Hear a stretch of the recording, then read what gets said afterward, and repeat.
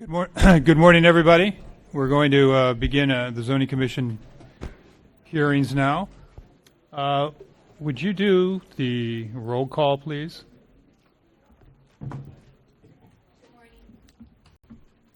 Sherry Pavlik. Christopher Cameron. Present. Lena Mendoza. Present. Lori Deniford. Here. Allison Thomas. Here. Angela Johnson. Here. Susan Kennedy. Here. James Williams. Here. Thank you. Okay, I'd ask everybody to rise for the invocation and the Pledge of Allegiance. Lord, we ask your guidance today as we consider matters that will affect the safety and welfare of many people in our county. Help us to listen with open minds to matters that are important before us and to act on the matters that will benefit those who reside in our area. Keep our minds open and alert, our hearts compassionate, and our comments charitable. Amen. I pledge allegiance to the flag of the United States of America and to the republic for which it stands, one nation, under God, indivisible, with liberty and justice for all.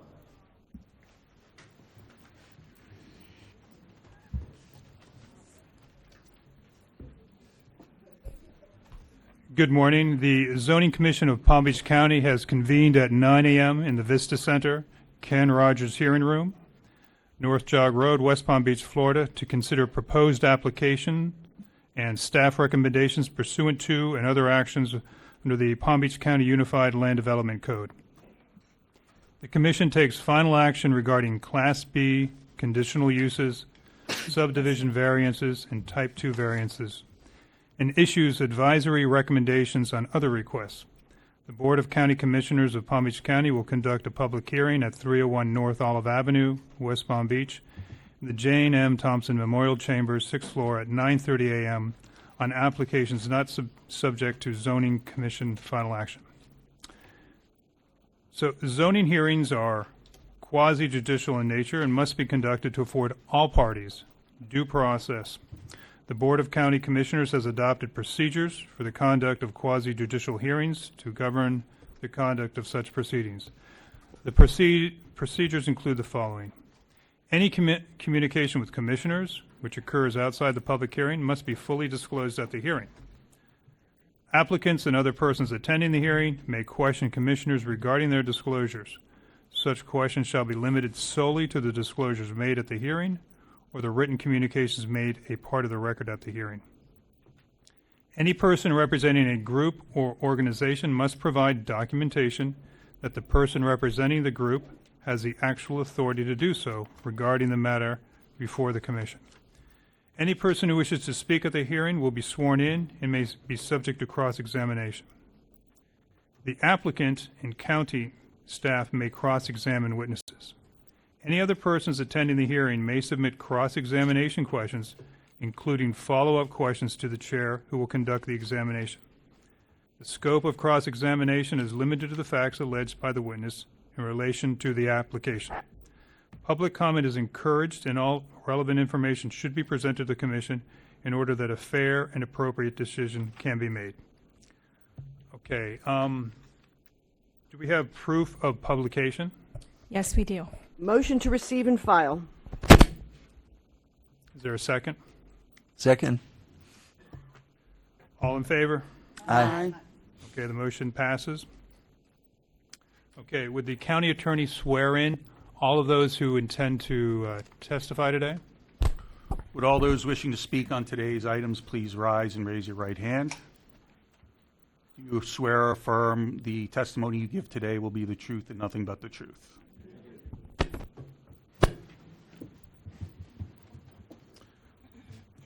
Okay, the next topic is the approval of the June 6, 2026 minutes. Motion to approve. Second. All in favor? Aye. Motion passes. Next item is the agenda approval. Ms. Hernandez, do you want to, there's been addendums to the agenda? We do have modifications to the agenda, starting with the heading of B. It's just zoning applications without concurrent future land use applications, so that's stricken.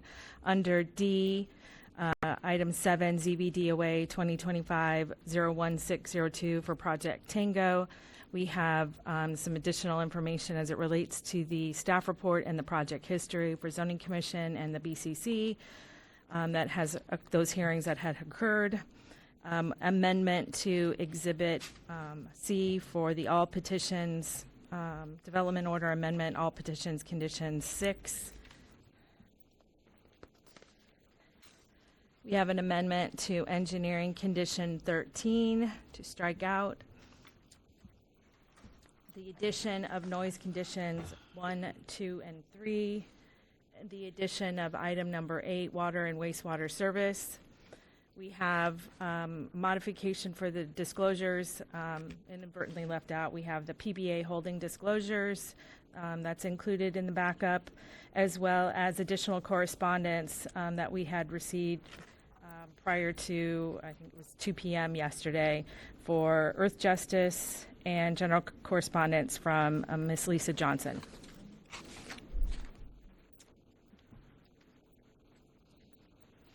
Okay, are there any items, requests to pull any items from the consent agenda? Okay, so Motion to adopt the agenda? Second. all in favor? Aye.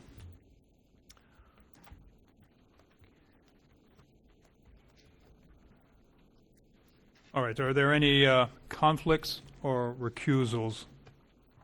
I guess we'll start off on the left, None. my left. I have none. None. None. None. None. None. Okay. All right, so we'll now move to the first item on the agenda, postponements. Yes, postponements. Item number 1, PDD CAZB 2025-00293, Park West Commerce North. They have 4 requests with that application. They're requesting to postpone those items to August 6th. No motion is necessary as we administratively postpone that application. Item 2, similar, ZCA-ZB 2025-00300, Park West Commerce South. There are 3 requests with that application. They've also requested a postponement to our August 6th hearings, and no motion is necessary as it was postponed administratively. All right, so we can just move to the consent agenda then? Yep. Okay. And you'll want to start off with disclosures. Okay, starting off to my left, does anybody, any of the commissioners have any disclosures regarding the item on the consent agenda? I have none. I have none. I have none. I spoke to Joni Brinkman. I have none. I have none. None for me. Are there any comment cards for this? No comment cards. Okay, Ms. Hernandez? So item 3, ABN DOA 2026-566 is the Palm Beach Park Commerce. So the motion to approve the consent agenda would include item A and B. Okay, so we don't have to do an additional motion now. Just one motion to approve consent. Okay?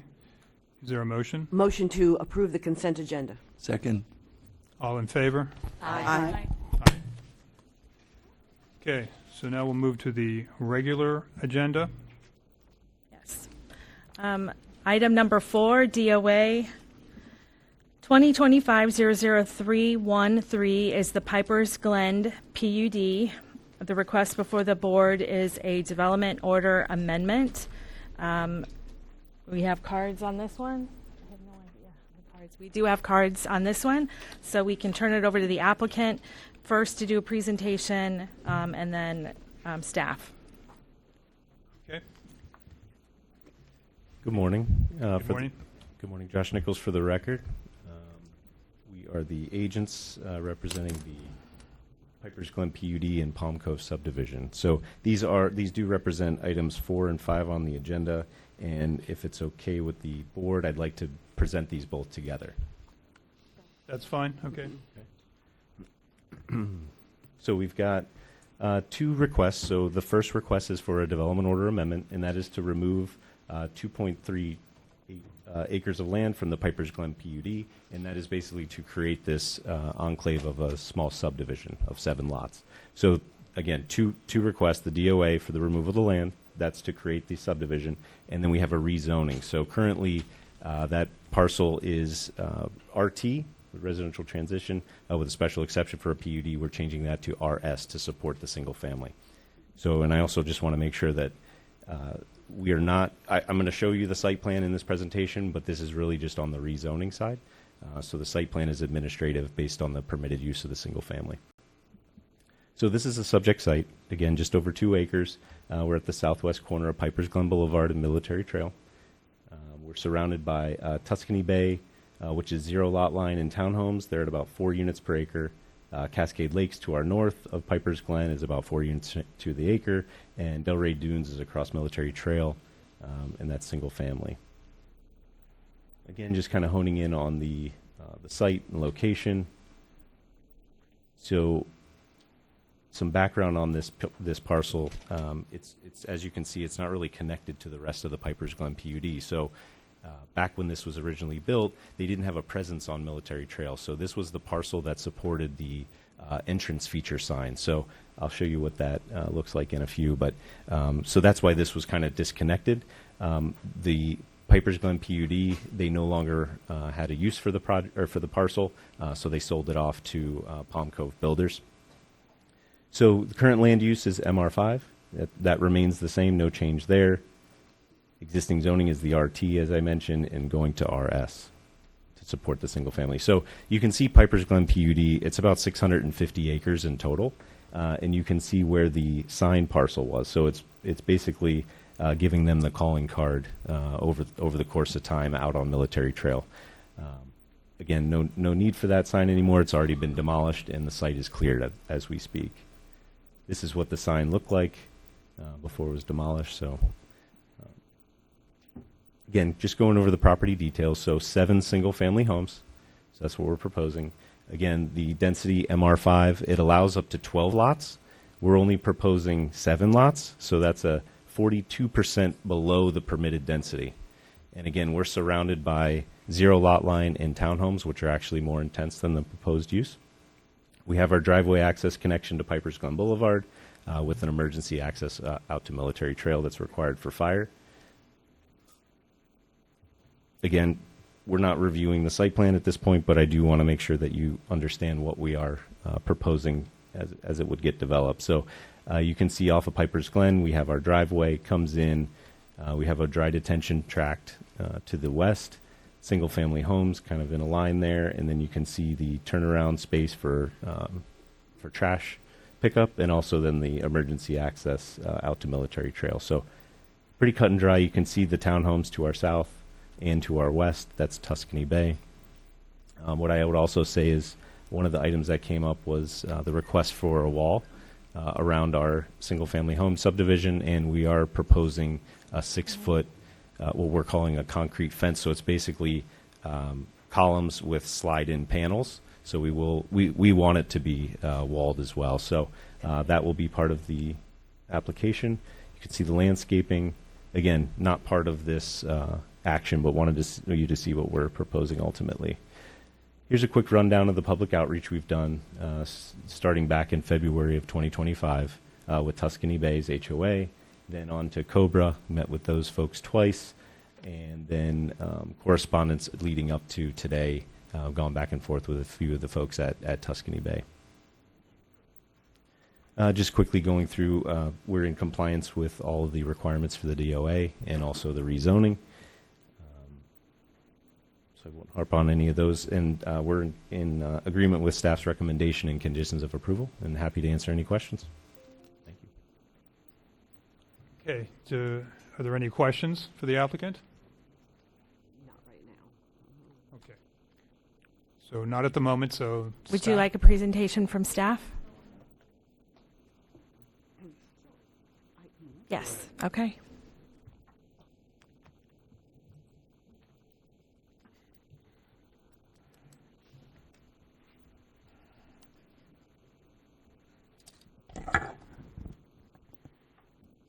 Good morning.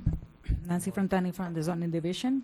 I'm here to present on both Piper's Glen PUD, DOA 2025-313, and Palm Coast Subdivision 2025-315. I don't have too much to add to the applicant's presentation. Just as a summary, the Piper's Glen PUD application is to delete the land area, specifically the 2.39 acres located at the southwest corner of Military Trail and Piper's Glen. And then the Palmco subdivision application is the rezoning of that deleted land area from RT PUD zoning district to single family, and the proposal is for 7 single family homes. And after publication, we receive numerous contacts from the public, specifically requesting information for clarification on the request.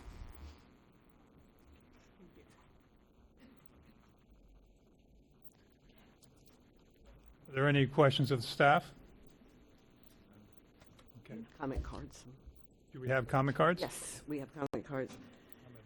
We have 3 here. The first 2 come from the same person because they would like to speak on item 4 and 5. So we're taking the 2 together. If you could speak on the 2 together, that would be good. Paul Berliner to the first lectern, please, on one side, and we have Debbie Murphy on the other side. And please state your name and your address. And if you can, Mr. Berliner, if you could speak to both of those. Your comments will be for both of those agenda items. Good morning. My name is Paul Berliner. I'm president of Tuscany Bay Homeowners Association. I'm 12182 Roma Road, Boynton Beach, 33437. I have a quick question on this. When this was proposed originally as a PUD of 640 some odd acres, this was not contiguous to the original development. So my question is, what was originally allowed when this PUD was initially approved to be built on this particular parcel of land? And it's something that we haven't gotten an answer to at this point in time. Okay, I guess that would be a question for the staff. It was approved as open space, and they could build a sign on it. I'm sorry. Do you have an additional question to that, Mr. Berliner? No, I don't. Thank you. Okay, thank you. Good morning, Commissioners. Debbie Murphy, I'm First Vice President of COBRA. My address is 10262 St. Andrews Road in Boynton Beach. COBRA, along with our member communities, including Tuscany Bay and Cascade Lakes, have met more than once with the Piper's Glen PUD, known to us as the Palm Cove developers, and their agent, Smith Nichols Planning, to review their plans for the corner of Piper's Glen Boulevard and Military Trail. This is a unique property based on the size and location as compared to the typical project found in the Cobra area. While the original plan, which was presented as 8 single-family units, has been reduced to the current 7 units, that is definitely seen as a positive light. We understand the concerns expressed by neighboring communities as they relate to compatibility and drainage.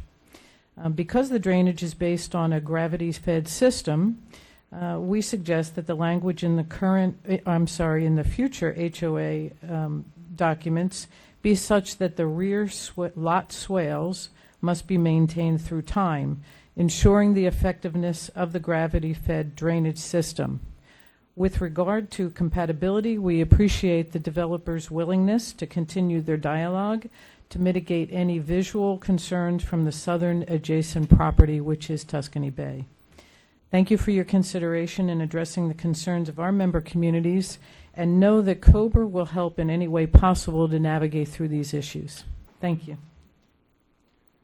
Thank you. So, And we do have one that does not wish to speak. The comment will be entered into the record. okay, I guess for Ms. Hernandez and the applicant, it seemed to be an additional condition requested by Ms. Murphy, as I understood it, in addition to what Yeah. the staff had recommended. Is that the way you understood? Yep. Yes, she asked that there be some additional drainage monitoring. If I can, I thought I heard that in future HOA documents, she said.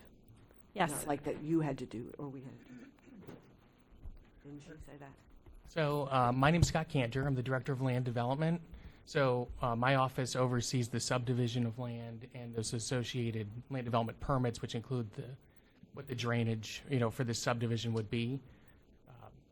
At this point, we're looking at a straight rezoning of a subdivision, and the engineer, when they submit for those development permits, they'll show what drainage patterns they show.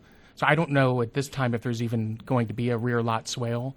Typically, properties like this, they would drain to the roads because, if there's a water management tract in the rear of the property, it's generally split where half will go to the rear, half will go to the north, to the road, and then it'll be conveyed to a water management tract for their treatment and storage, and then discharged to their outfall.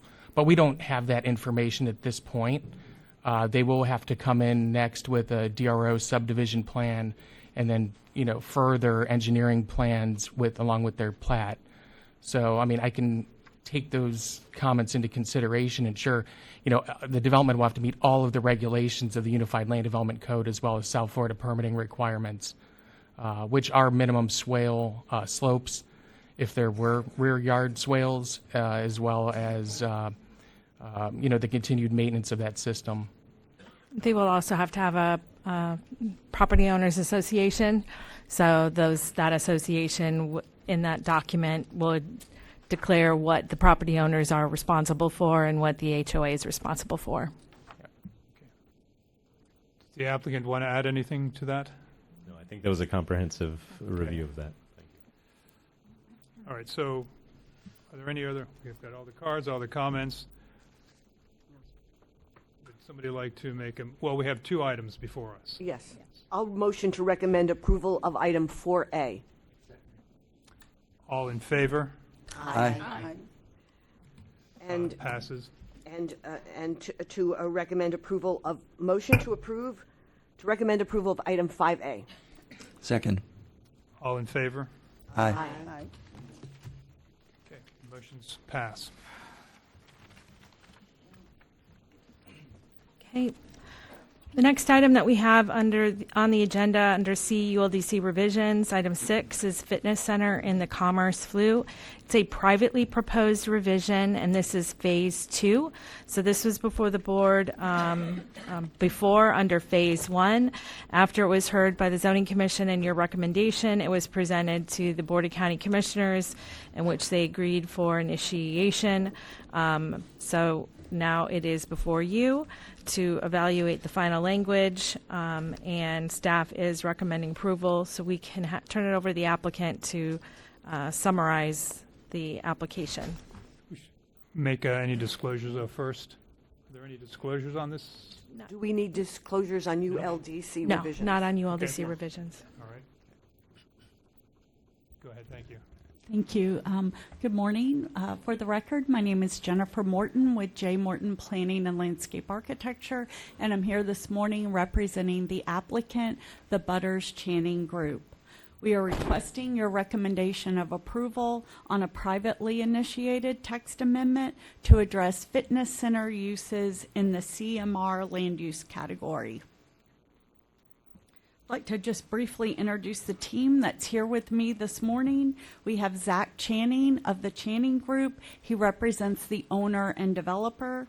We have Brian Kelly of Simmons & White, our traffic engineer, and then Lauren McClellan, Director of Planning for J. Morton. This amendment was originally presented to you on February 5th of this year.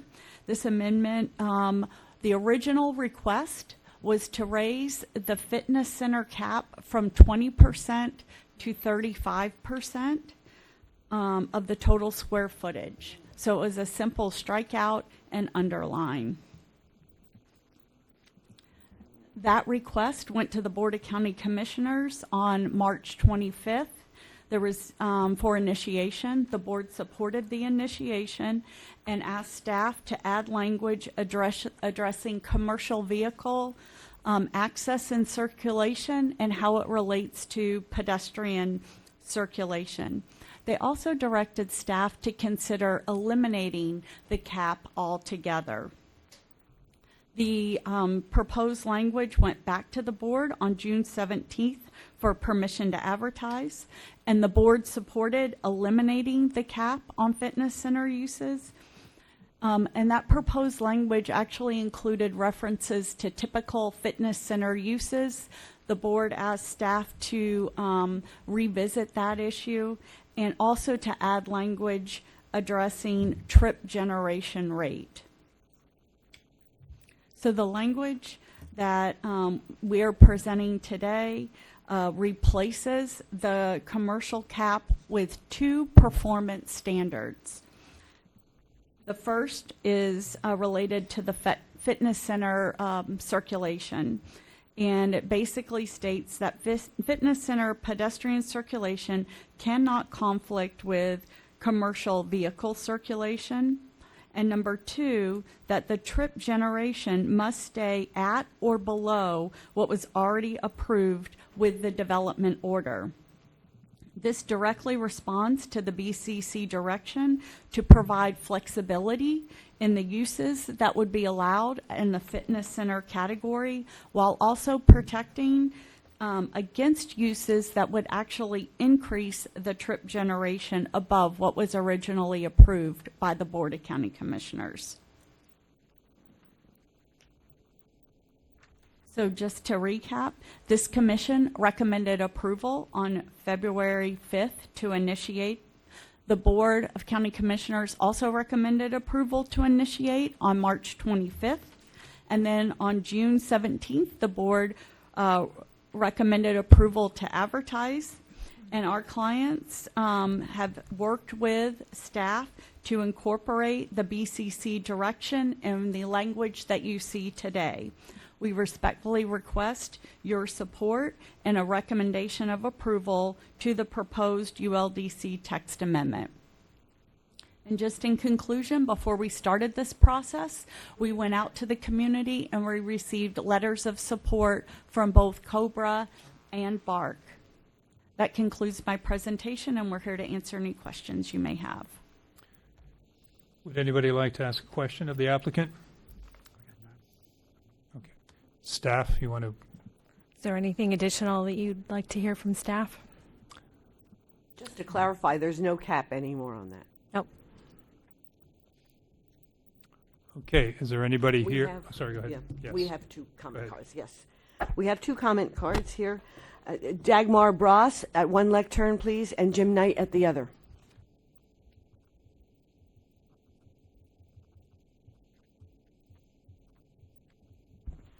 Good morning, everyone. My name is Dagmar Bross. I am here this morning representing COBRA, the Coalition of Boynton West Residential Associations.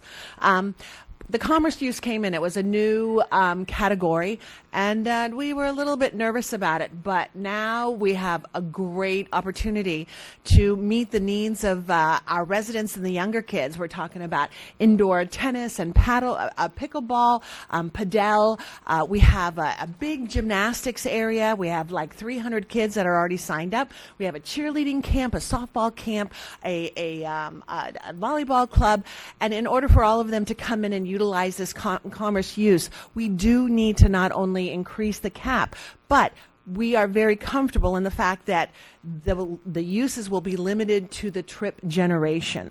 That will be what will constitute what can go in and how much of it the recreational can go in. So COBRA's very excited, and we fully support this amendment. Thank you.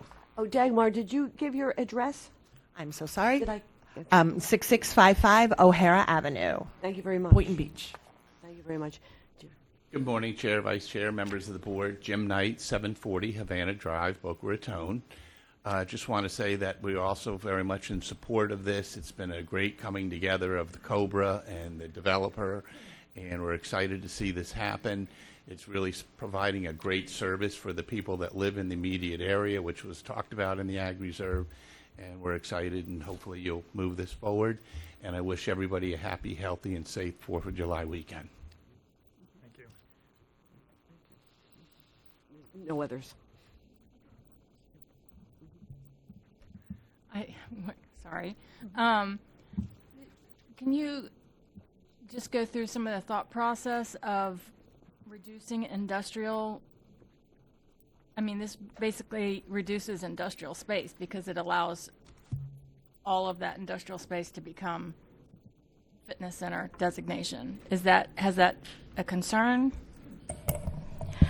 So staff met multiple times with our planning division going over this particular request and evaluated not just the fitness center, but all the potential uses that could go there. And there are a mix of uses that aren't only industrial, but other types of recreation and commercial uses that can go in the commerce future land use. None of those other uses have the percentage cap on them. But fitness center did. So what our conclusion was is that as the different uses come in, fitness center being one of them, it's an administrative approval, we will evaluate each one as they switch out, if they switch out from warehouse, to make sure that it's still within the intent of the commerce future land use and that it meets the traffic performance standards of the 35D as well as concurrency, adequate public facilities. So. Great. Thank you for that. Any other questions? No. Is there a motion? I have a question for the just the attorney. The motion, we have to put A and B together. We went with LDRAB. We used to adjourn as the board and then reopen it as the commission. But take these two together now. Now Yes. that the zoning commission is doing everything. That's right. That's Okay. right. The zoning commission is sitting as the LDRAB now. I believe we abolished the LDRAB, did we not? Yes, Yeah. yes, but we used to adjourn as LDRAB and then Right. No, we don't we- have to do that here. We do not have Great. to do that. Thank you very much. You Then are I'll make- welcome. Great. I'll make a motion to recommend approval of the proposed ULDC request and the zoning commission serving as the Land Development Regulation Commission pursuant to Florida statute recommends that the proposed ULDC revision is found to be consistent with the comprehensive plan. Second. All in favor? Aye. Okay, motion passes. Motions pass. All right. Next item on our agenda is item 7, ZVDOA 2025-01602, Project Tango. The request before the board today is the development order amendment. This was before the board previously in December for both of the requests, the zoning variance and the development order amendment. This proceeded with a recommendation of approval by the zoning commission, and then it moved on to the Board of County Commissioners for a decision. However, at that December hearing, the applicant requested postponement. There was public comment on the postponement, and they postponed to April. When April came, they requested another postponement to the July hearings. During that time, the applicant submitted revisions. After certification, those revisions were deemed to be significant for the development order amendment only, not for the type 2 variance. So therefore, that's why this is back before the zoning commission to re-review what those changes are for a new recommendation on the development order amendment. So with that, we have the applicant, and then we will follow with staff presentation. So we'll make Disclosures? disclosures first. Yes. Yes. I'm going to start. I had met with John E. Banks and Sharon Merchant and received numerous emails on the subject. I received emails from John Eubanks and Gail Ladd. I received emails from Eubanks. I spoke with Christina Reichert, the John Eubanks, and Sharon Merchant. I received letters from the law firm representing the Western Palm Beach County Community Association, from John Eubanks, who I understand represents the Arden Homeowners Association, and a letter from Audubon Everglades. I spoke with John Eubanks, Christina Reichert with Earth Justice, and Sharon Merchant. Those are the disclosures. I received emails from Mr. Eubanks. I also received emails from the merchant group. I did respond back, but didn't hear back. It was a late response. There was no communication. I received emails from Christina Reichart, John Eubanks, Audubon Everglades, and spoke with Sharon Merchant, Christina Reichart, John Eubanks, and Janice Zillow. Okay. So I understand that obviously there's a lot of people here today to hear this application and to make comments. We have a lot of comment cards. So just as a matter of organization, first thing, I understand that this is an important issue for both the applicant and for everybody in the communities and those who oppose it. So what I'd ask is that we conduct ourselves professionally. We as the Zoning Commission, we're here to hear the evidence and make decisions as to whether the evidence supports or does not support the applicant's request pursuant to the zoning regulations. So that's what our job is. So I'd ask you, everybody's going to have an opportunity to comment and give what their views are. The way we'd like to proceed is the applicant will go first. We are then going to, because of the number of people and they're spread out in different rooms, we're going to do this. We're going to give the representatives of the Arden Homeowners Associations, Mr. Eubanks, and the law firm for the Western Palm Beach County Community Association, an opportunity, 10 minutes each, to, after the applicant does their presentation, to present their positions. As well as, I understand there's a representative here from... Mr. Chair, can I just recommend that staff be given the opportunity to give their presentation prior to the public comment beginning? Yeah, of course. Okay. And from WPB Logistics, I understand that there is a representative here as well. Yes, I believe we have John Eubanks representing Arden, Tara Dewey representing WPA, and then there's, I believe, Christina Reichert, who's representing Earth Justice, that had requested the additional time. All right, so once we hear from them, everyone else will have up to 2 minutes to make a comment. I believe that what's going to be covered by the representatives is probably going to be all-encompassing. Okay, so that's how we'd proceed. And so I'd ask everybody to conduct themselves with professionalism, allow the speakers to make their comments, and not boo or not cheer. Let's just work through this and allow the commission to hear what everybody has to say. Okay? All right, so we'll start with the applicant, I guess.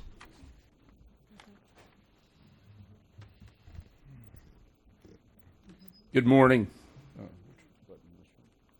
Good morning.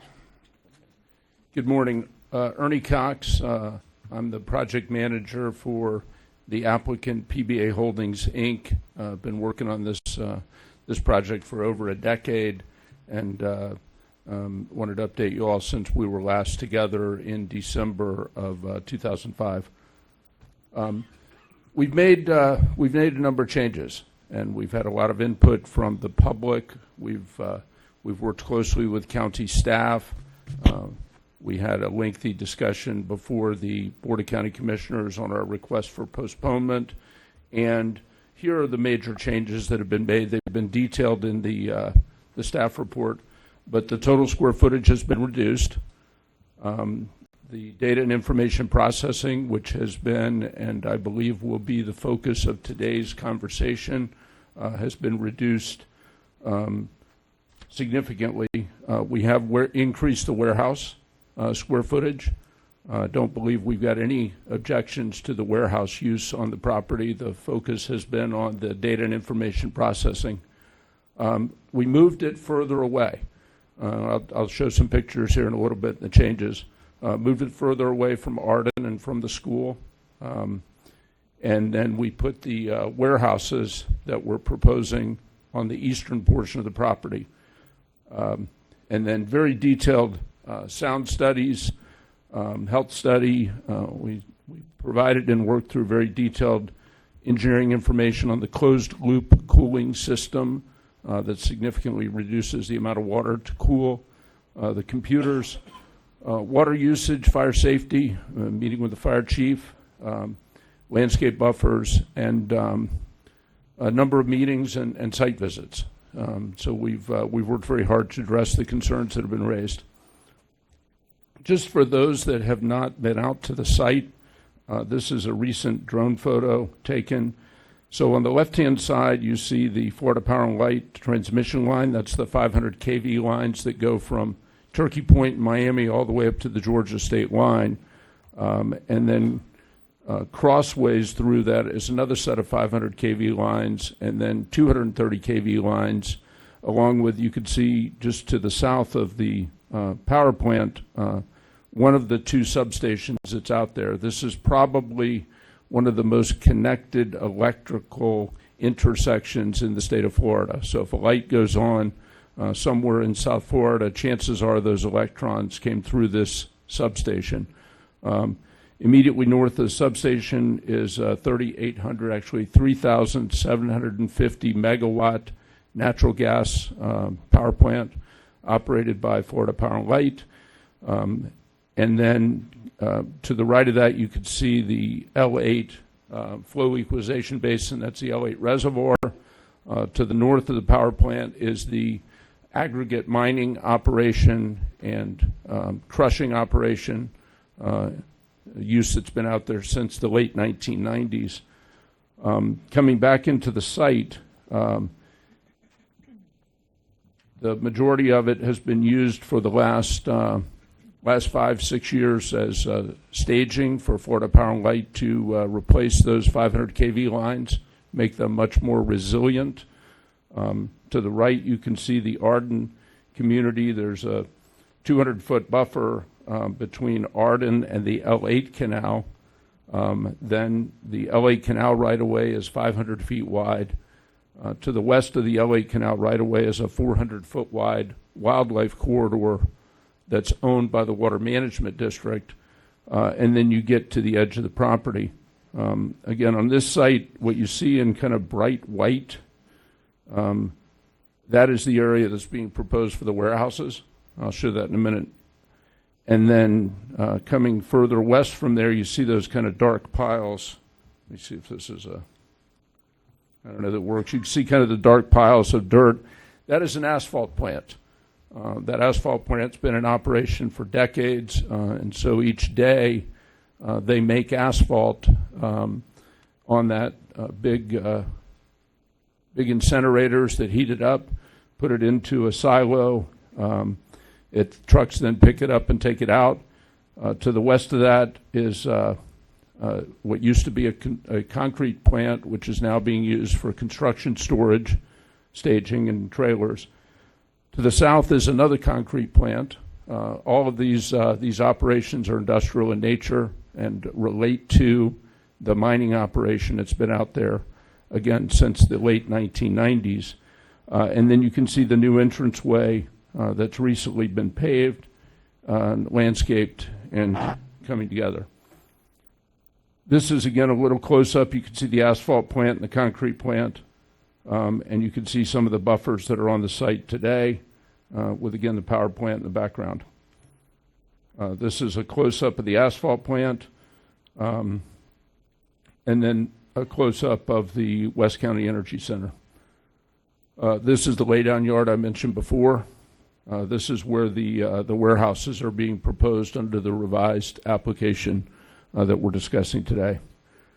A little bit of project history. I'm not going to read all these, but 2016, the comprehensive plan was changed to Economic Development Center, EDC, and the zoning was changed to Multiple Use Plan Development, MUPD. And at that time, we were proposing to do 100% data and information processing on the site. We came in 2017 at a staff level, because remember, there's certain things that get decided at the Board of County Commission level and then certain things that get decided at the staff level. Board of County Commission level approved at that time, the first phases, 2,020,000 square feet of EDC uses in the master plan. And then underneath that, we got a site plan approval for 1.2 million square feet of data center. Time went on, and one of the challenges that we ran into was that the Florida Power and Light transmission system had a little bit of trouble with the Wilma storm, if you all remember that.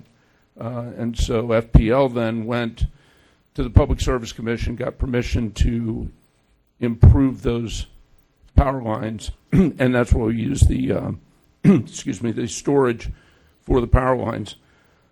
2022, we had a warehouse developer come to us, WPB Logistics, and wanted to build warehouses on the site, and so we worked with them and with the county staff to convert the site plan to 1.2 million square feet of warehouse, and at that time, 206,000 square feet of data and information processing. January of 2025 came back before the county to add those areas in front where the asphalt plant and the concrete plant is, to convert those to EDC uses, all in accordance with the comprehensive plan designation.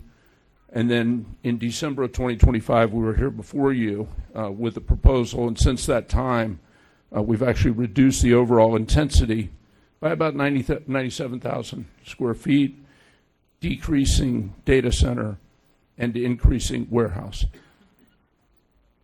These are just the site plans, and these have been submitted. They're available. This is the original Phase 1 data center project from 2017. This was the warehouse approval in 2021, warehouse in the middle, data and information processing below, future phases. This was the proposed site plan that was submitted for DRO review back in December. And you can notice from this on the upper side of the property, you can see that 400-foot wildlife corridor owned by the Water Management District.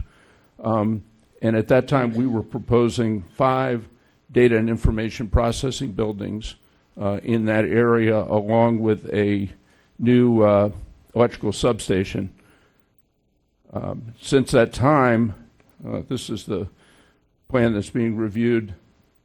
Those 5 data and information processing buildings have been changed to warehouse buildings. And then the data and information processing has been moved further to the west. I want to make clear that the section in the middle, existing approval not included in this application, that is the property that is owned by WPB Logistics. We are not proposing any changes at all to their property. PBA Holdings does not own that property. We're also not proposing any changes at all to the entranceway, property owned by the Property Owners Association. So really, when we talk about what's being discussed today, the green is the part that we're proposing to change. That is property that is owned by PBA Holdings, Inc., who I represent. Just a quick development order amendment. This is detailed in the staff report. The master plan total that we're requesting is 3,594,564 square feet. There's 2,020,000 that's already approved. So that 2,020,000 square feet is not before you today, nor is it before the Board of County Commissioners on July 15. The request before you today is to add the 1.5 million square feet additional in highlighting, which includes 1,146,564 square feet of additional warehouse. That's the 5 buildings on the east side of the property. To add 280,000 square feet of data and information processing, and to add 148,000 square feet of minor utility. I wanted to explain briefly the minor utility. In the application that was before you all in December, the majority of the cooling equipment was going to be outside the buildings.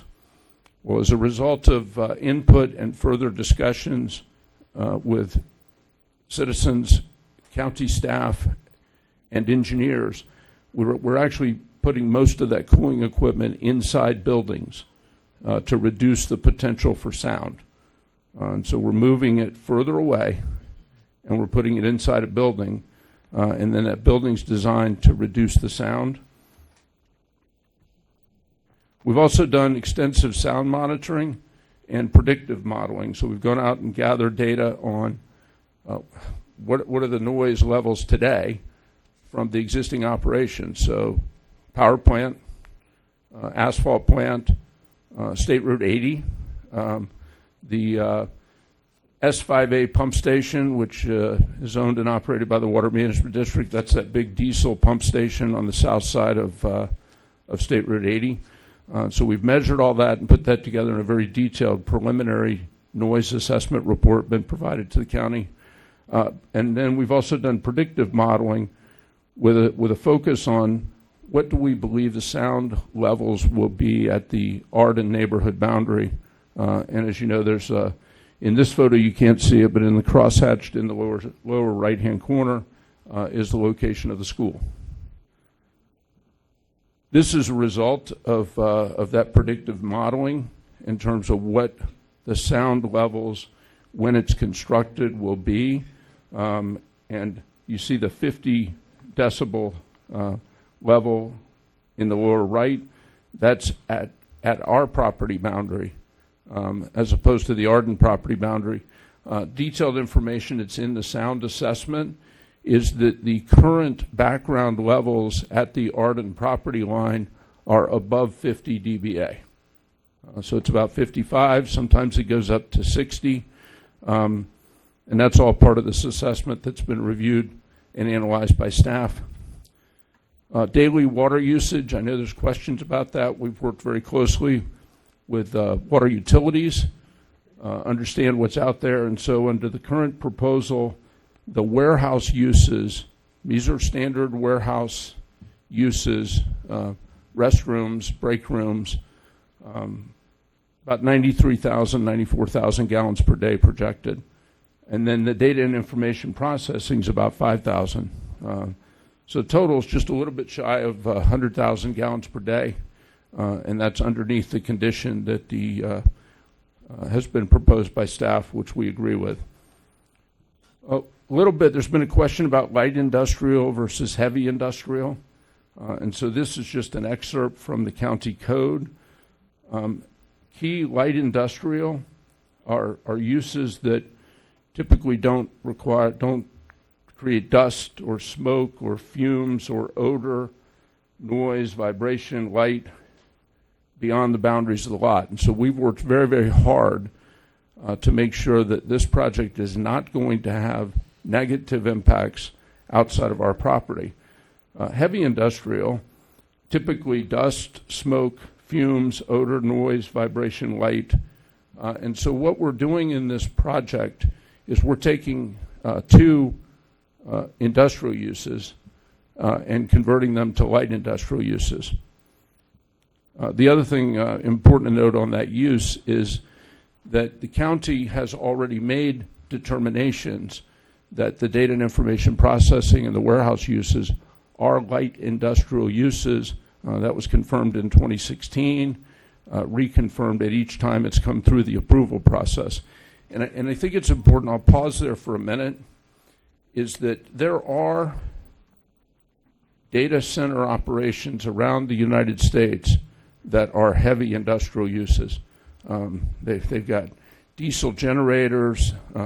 There's one outside of Memphis that uses big turbines to drive the power. This is not that use. Our folks have been in Palm Beach County for generations, and we've always tried to be a very good neighbor. We've operated an industrial mining operation since the 1990s on this property. We operated at one point in conjunction with the county, the yard waste mulching operation.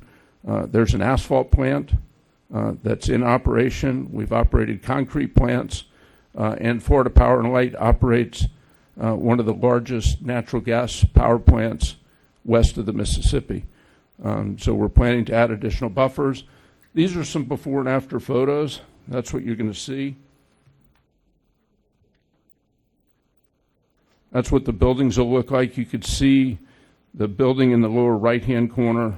That's going to be a concrete tilt wall building, insulated, full of computers. And then to the west of it is the building that'll have the cooling equipment further away and actually blocking the power plant. This is what will replace the asphalt plant. A little bit about landscape buffers. This is what you'll see from the from the Arden berm. The buildings themselves will actually block some of the power plant. This is kind of what you're going to see if you're sitting over there. We took these photos. This again is what you'll see instead of the asphalt plant today. That's again looking at the berm from Arden towards the project. You could see the power plant stacks at the top. And then I wanted to point out, we had worked with the county. There's this, I'd mentioned before, this wildlife corridor that's owned by the Water Management District. About 10 years ago, we did what we called a pilot planting plan with the county, where we actually came in to see what plants would grow in that soil. It's essentially beach sand from 100,000 years ago, dredged from the bottom of the L8 reservoir. And so this is a mixture of Florida native plants, oaks and pines, and just wanted to show what this buffer could look like. And as we work our way through this, we'll be adding buffers and planting additional plants to minimize the visual and noise impact. So conclusion, we've made a lot of changes since December. We were before you then. The project that you recommended approval for met all the county code requirements then. It does now, but we've made additional commitments and additional modifications to reduce potential impacts. We're asking for recommendation for the development order to increase the master plan. We've addressed the concerns. I also wanted to mention the data center construction jobs. We're looking at about 5 years of construction. We anticipate about 1,700 construction jobs during construction. It'll be well in excess of $2 billion worth of construction. Permanent jobs, about 500 to 600 permanent jobs operating the facility. But probably the most important is the capital investment that will be paid through the real property taxes and the personal property taxes is anticipated to generate hundreds of millions of dollars a year in ad valorem tax revenue for the county, with minimal impact or a need for public services. And so again, this project meets all the requirements of the comprehensive plan. It meets all the requirements of the land development code, meets all the requirements of the planned unit development, and as confirmed by county staff, meets all the county requirements. And as the chair mentioned at the beginning, in a quasi-judicial proceeding, you've got to look at the comprehensive plan, the code, the PUD, and does it meet those standards? And so we would ask for you to make a recommendation as proposed by staff, and we are in agreement with the conditions that have been proposed by staff. Happy to answer any questions, and I would like to reserve a few minutes for rebuttal, if that's okay. Of course. Thank you very much. So, any questions of the applicant? Not right now. Okay, I have one question, actually, to start off. Just one thing I didn't quite follow is, in the staff report, it states that the applicant is seeking to increase the data center square footage from 206,000 square feet to 32,000 square feet. That's what I understood. Is that incorrect? So the master plan is approved with 2,020,000 square feet of economic development center uses. Those uses could be warehouses, they could be data center. There's a list of the different uses that could be in the 2 million that I have in the staff report. After that master plan approved that is by the board, the code requires that all site plans be approved by the development review officer. So since the board master plan has been approved, they came back in and they site planned 1,200,000 square feet of warehouse and 206,000 square feet of data center. That's what's currently site planned with a development order. The remainder, the difference in that square footage has not been site planned yet, up the 2,020,000 square feet. But they could come back in, which they are currently in right now, to site plan the remaining square footage that would bring them up to the 2,020,000 square feet that the board approved on the master plan. Okay, so do you want to have the staff do your presentation then? Thank you. Okay, thank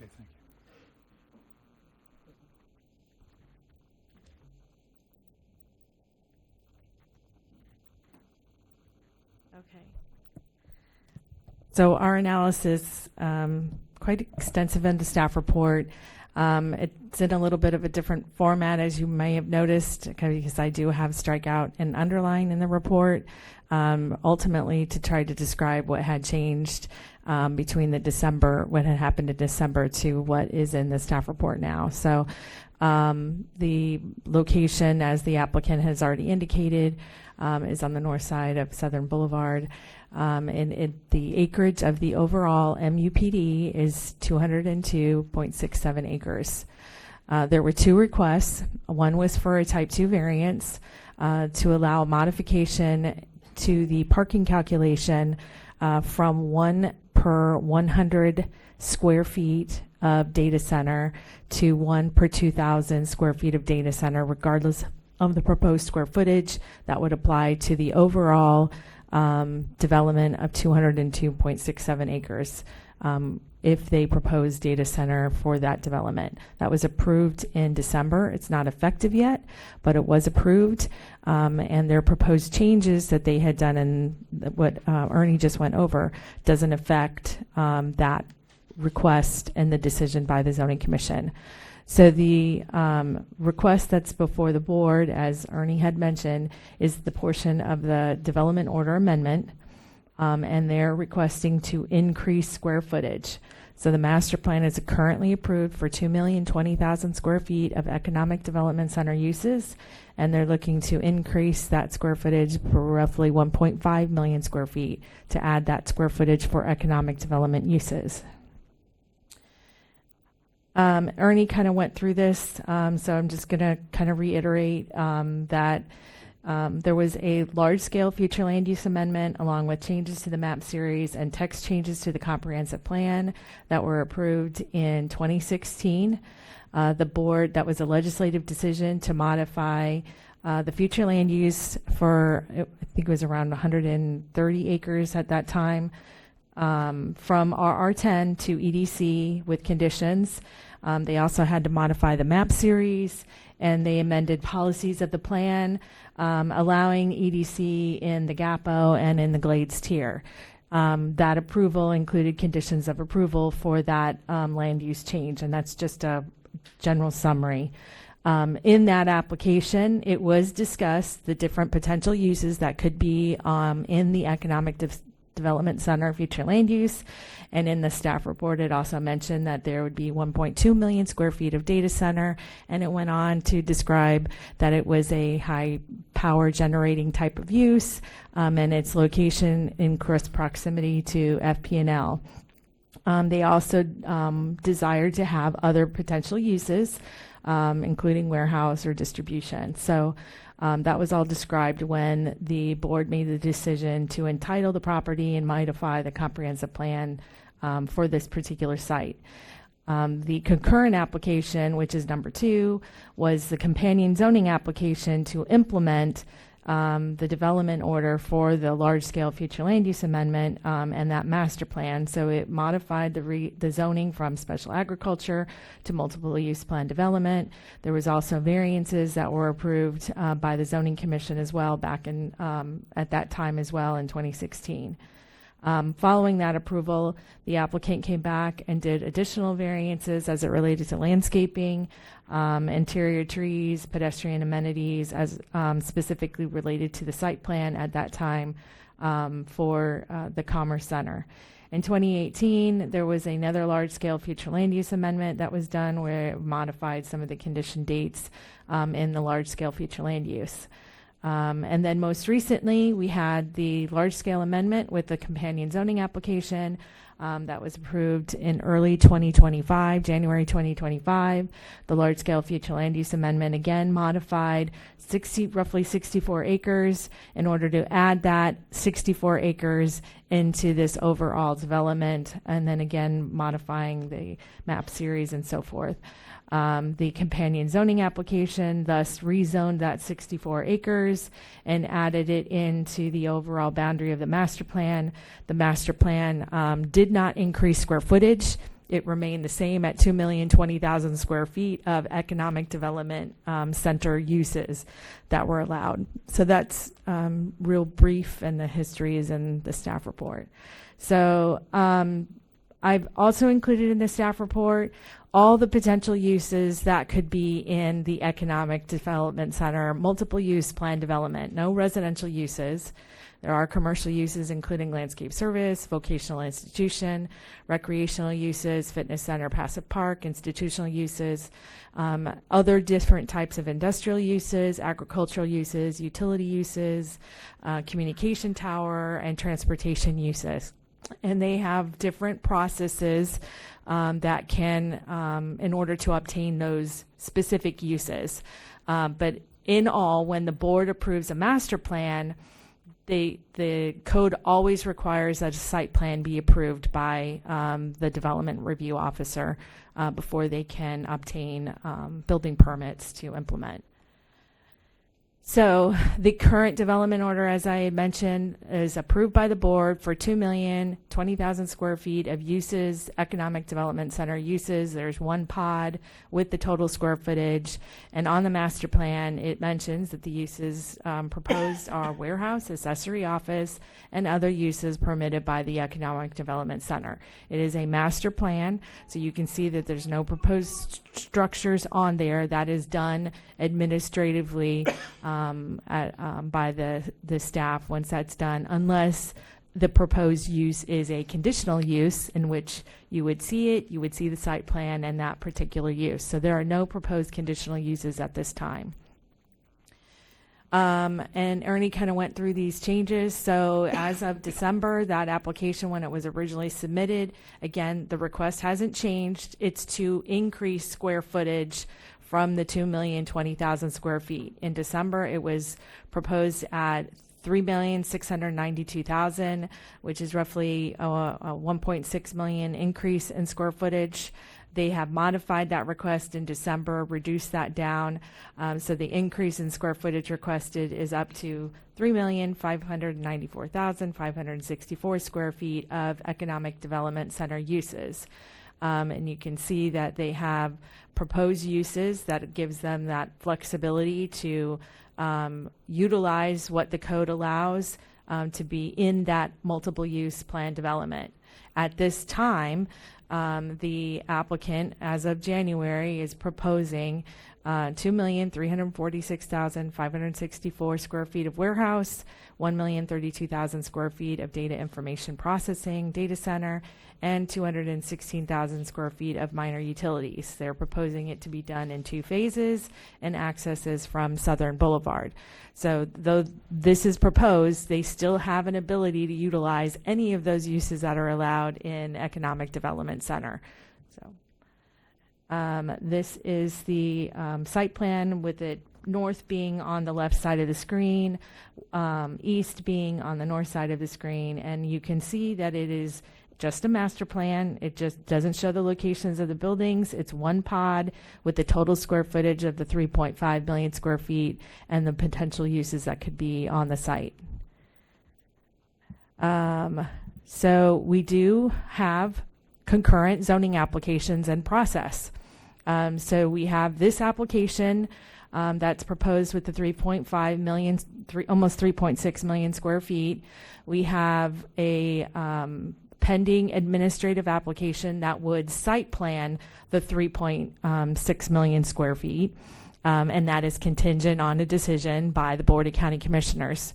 We also have two applications in to modify the current site plan that is approved with the development order, as I'd mentioned, for the 1.2 million square feet of warehouse and 206,000 square feet of data center. The request is to increase the data center use to ultimately site plan the full 2,020,000 square feet.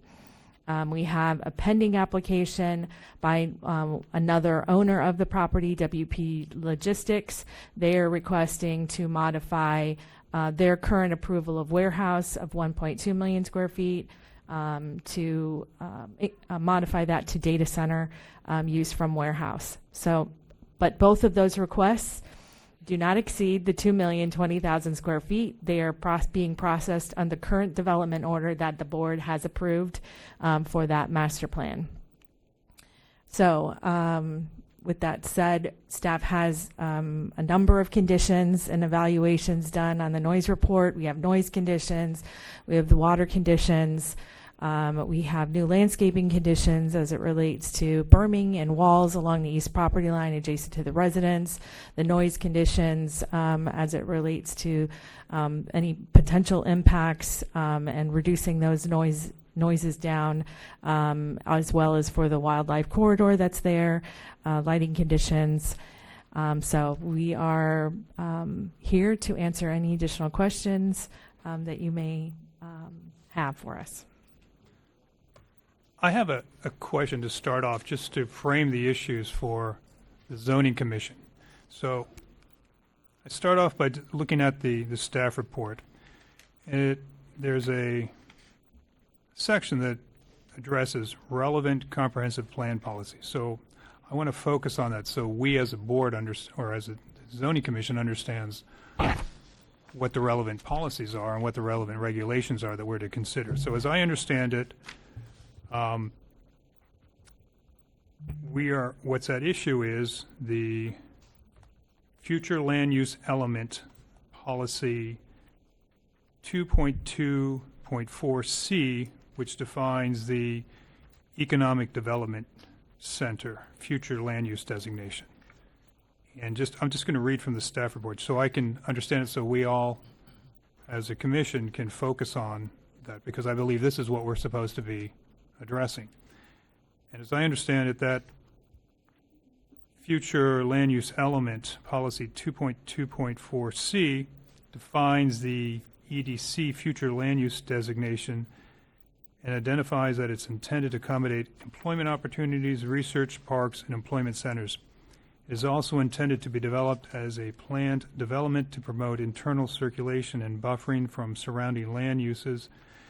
And it also provides that industrial uses allowed shall be limited to those that demonstrate light industrial characteristics. So I just want to start off. So that's the policy that we are to consider here, right? The regulation? I mean, that's the measuring. There's a little bit more, but they're more general. I mean, there's about 5 policies in the plan that speak to industrial, but these are the specific to this particular future land use and then the characteristics of what heavy and light industrial are. Right. I was going to address that next, but I just wanted that is the policy that we're applying here, right? The rule.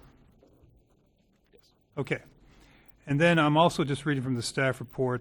Again, it says future land use element policy 2.2.4D, which addresses industrial uses. And it says industrial uses shall be considered either light or heavy as defined below. And then it contains definitions of light industrial and heavy industrial, because it seems to me that if something meets the definition of heavy industrial, then it cannot we can't approve it. I mean, that's the key issue for it. You know, folks, this is what I addressed, okay? I'd ask everybody I appreciate the passions, but we're trying to focus on what the policies are here and what the evidence is and what the issues are we're to consider. Because this is not whether we like something or don't like it. It's what are the regulations and does the evidence meet that or not? So, again, so policy 2.2.4D addresses what light industrial and heavy industrial uses are. Is that correct? Yes. Okay.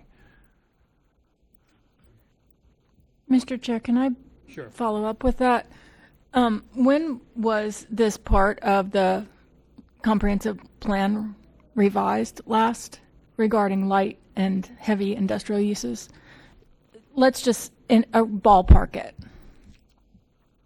I know that there's language that's been added to that more recently to help further clarify that. Don't recall off the top of my head. I can get back to you on that. But it's been a few years. Well, yeah. I mean, I would say it's the general concepts about the distinction has been there for a long time. I think there have been a couple of tweaks. I just can't recall exactly when they've been done in the past decade or so that just further clarified what was there as we've gotten more savvy about industrial, because, you know, if we go back 20-something years, there was only one future land use that was industrial, and that was all of the above. There was a realization, though, that under economic development center, there could be so-called light industrial, relatively clean uses, more like business park, like what we're in here at Vista Center, that didn't necessarily need the full industrial, you know, the concrete batch plants and those sorts of things, but that were more contained type uses. And so that was why there was a look towards getting something that allowed for lighter industrial uses from a future land use perspective. So that was about 2000, 2002 that those were actually inserted in the plan. And then there's been a slow refinement over time. Right. When this property went through its last major flu and the flu change, in 2016, the map change in 2016, but this was the definition then, though, heavy industrial versus light industrial. Generally, yes. And I think that we could assume a legislative understanding that the heavy industrial uses that were historic on this property, including the rock mining, the asphalt milling, and the concrete milling, would be changed to light industrial uses, which have a very different kind of vibe to them, right? Right. In fact, I think that's one of the key distinctions is staff has looked at this as, with the mining approval, the batch plant that Mr. Cox had discussed, that this is currently effectively a heavy industrial, very lightly used as far as the expanse of the footprint. The concept is to make it so it's a vested approval, and the concept is to take it to this light industrial, which brings it into conformity with the future land use and functions as an EDC use. Right. So my sticking point, and so the other commissioners understand where I'm coming from, when this came in before, I was conflating the two. And I think that there's been some conflation of the two because a lot of the presentation is we're not as noisy as, we're no more noisy than what's there now. The problem that I'm seeing is that light industrial uses are enclosed in a building and do not have impacts beyond their border, whereas heavy industrial uses do create noise, dust, vibration, and Arden would be coming to the nuisance if it were still a rock mining and asphalt milling pit. So my question is, and in 2016, when this land use map was changed, we didn't have high intensity data centers that we do now. I don't know. So my question is this: has the staff had an opportunity to address the difference between what were normal server farms in 2016 and the new breed of higher impact data centers that we're seeing across the country now? I can tell you that in 2016, when this was looked at, and this was, I think, made in Mr. Hernandez and Mr. Cox's presentation, is that at that time, we put it in quotation marks in the staff report as a data center, because usually we just deal with a very high level. Is it industrial? Is it commercial? That type of thing. The term that was used was data center, which did not comport to a use in the ULDC. The zoning director at the time made an interpretation that wound up being this data information center. And so we understood it to be that. That was the classification. So that is the way that the planning division reviewed it, the way it was presented to the board was, we understand it's this, but it generally fits into this use, and we understand how that use is. So I think maybe I'm restating your question, is the current understanding of what's coming, does it still fit into that use category, which is a little bit beyond the plan, but it still has plan implications? Right. We're looking at it. I mean, the thing that we have is we have the application that's in front of us. We have the information that's made available to us. We don't necessarily have all the information that's been made or is being made and being presented in public. But what we consider and evaluate is the information, the application, the staff materials, and the conference plan, the ULDC. Sure. And as a zoning commissioner, what's in front of me is whether or not to recommend to the board that data centers should be considered a light industrial use. Is that the question? I mean, that's the question before me, and whether there's competent substantial evidence that supports that I would tell you that recommendation. the existing understanding that staff has had between the planning and zoning divisions is it is a light industrial use. I think what's before you is this specific application, and is there competent, substantial evidence supporting the conclusion that staff has made that this is a light industrial use? Right. That's not yes, that, that's as a more you went a lawyerly little, way of you saying seem it, to yeah. have gone a little beyond that, but your decision is based on this specific application and the information that's been presented to you. Thank you. Good finish the question. Do you have any other questions? Any other questions of the staff right now? Okay. We have the representative of the Arden Homeowners Association, Mr. John Eubanks. Guys. As a quick point of order, do you want the other lady to go and then both of us that are related to? Who's the other lady? The person that was here for LPW asking that this be stated. Hold on. Then we can have ours back to back if that works. Say that again? I'm sorry, then we can have ours back to back. Okay. Instead of having me, and then I think the way they were listed was the other person who's objecting because of the property and they're in the middle of the lawsuit. And then Christine, if we can just put them first. Who would you call then? Then we'll be done with that part. If not, I mean, we can do it. But All right. Tara Dewey. Okay, thank you. No. We'll tell her. So, Ms. Dewey, we're going to give you 10 minutes right now, okay? I greatly appreciate that. Thank you so very much. For the record, my name is Tara Dewey. I am president shareholder with the law firm of Lewis, Longman & Walker, and I am here today on behalf of owners, WPB Logistics owner, and the Central Park of Commerce Central Master Association, Inc. Again, I do appreciate the time to participate more fully in the hearing. Thank you. I don't expect to take all my time because I know we have a lot of folks who are going to speak today. Some housekeeping. I did submit yesterday to you late after 2 o'clock a letter. I'd like to introduce it into the record. I have copies, and I'll go over it in my presentation with you if you'd allow me to submit it for the record. Sure. We need a motion? Motion to move and receive? Receive and file. Second the motion. All in favor? Aye.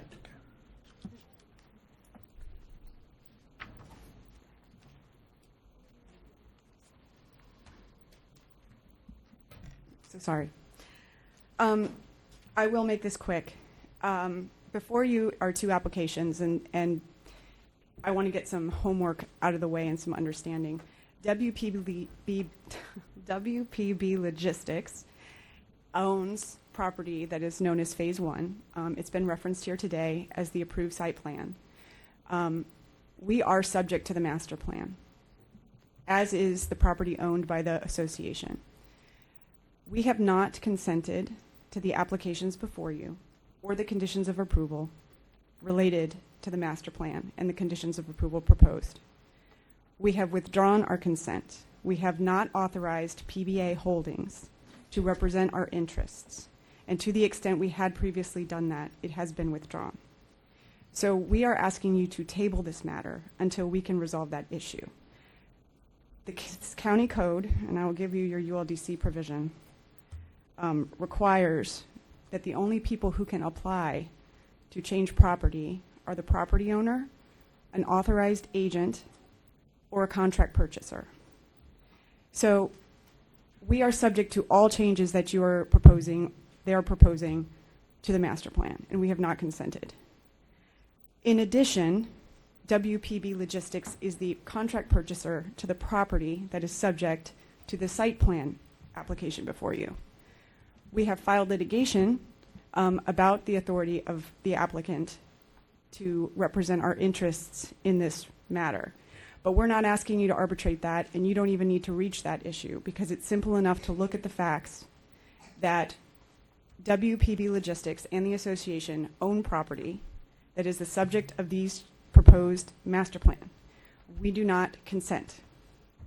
So the fundamental requirement of Article 2, Chapter A, Section 3 of the ULDC, which says applications may be submitted to the zoning division by the following authority: PBC official, owner, agent who is authorized in writing to act on the owner's behalf, or person having a written contractual interest in the land.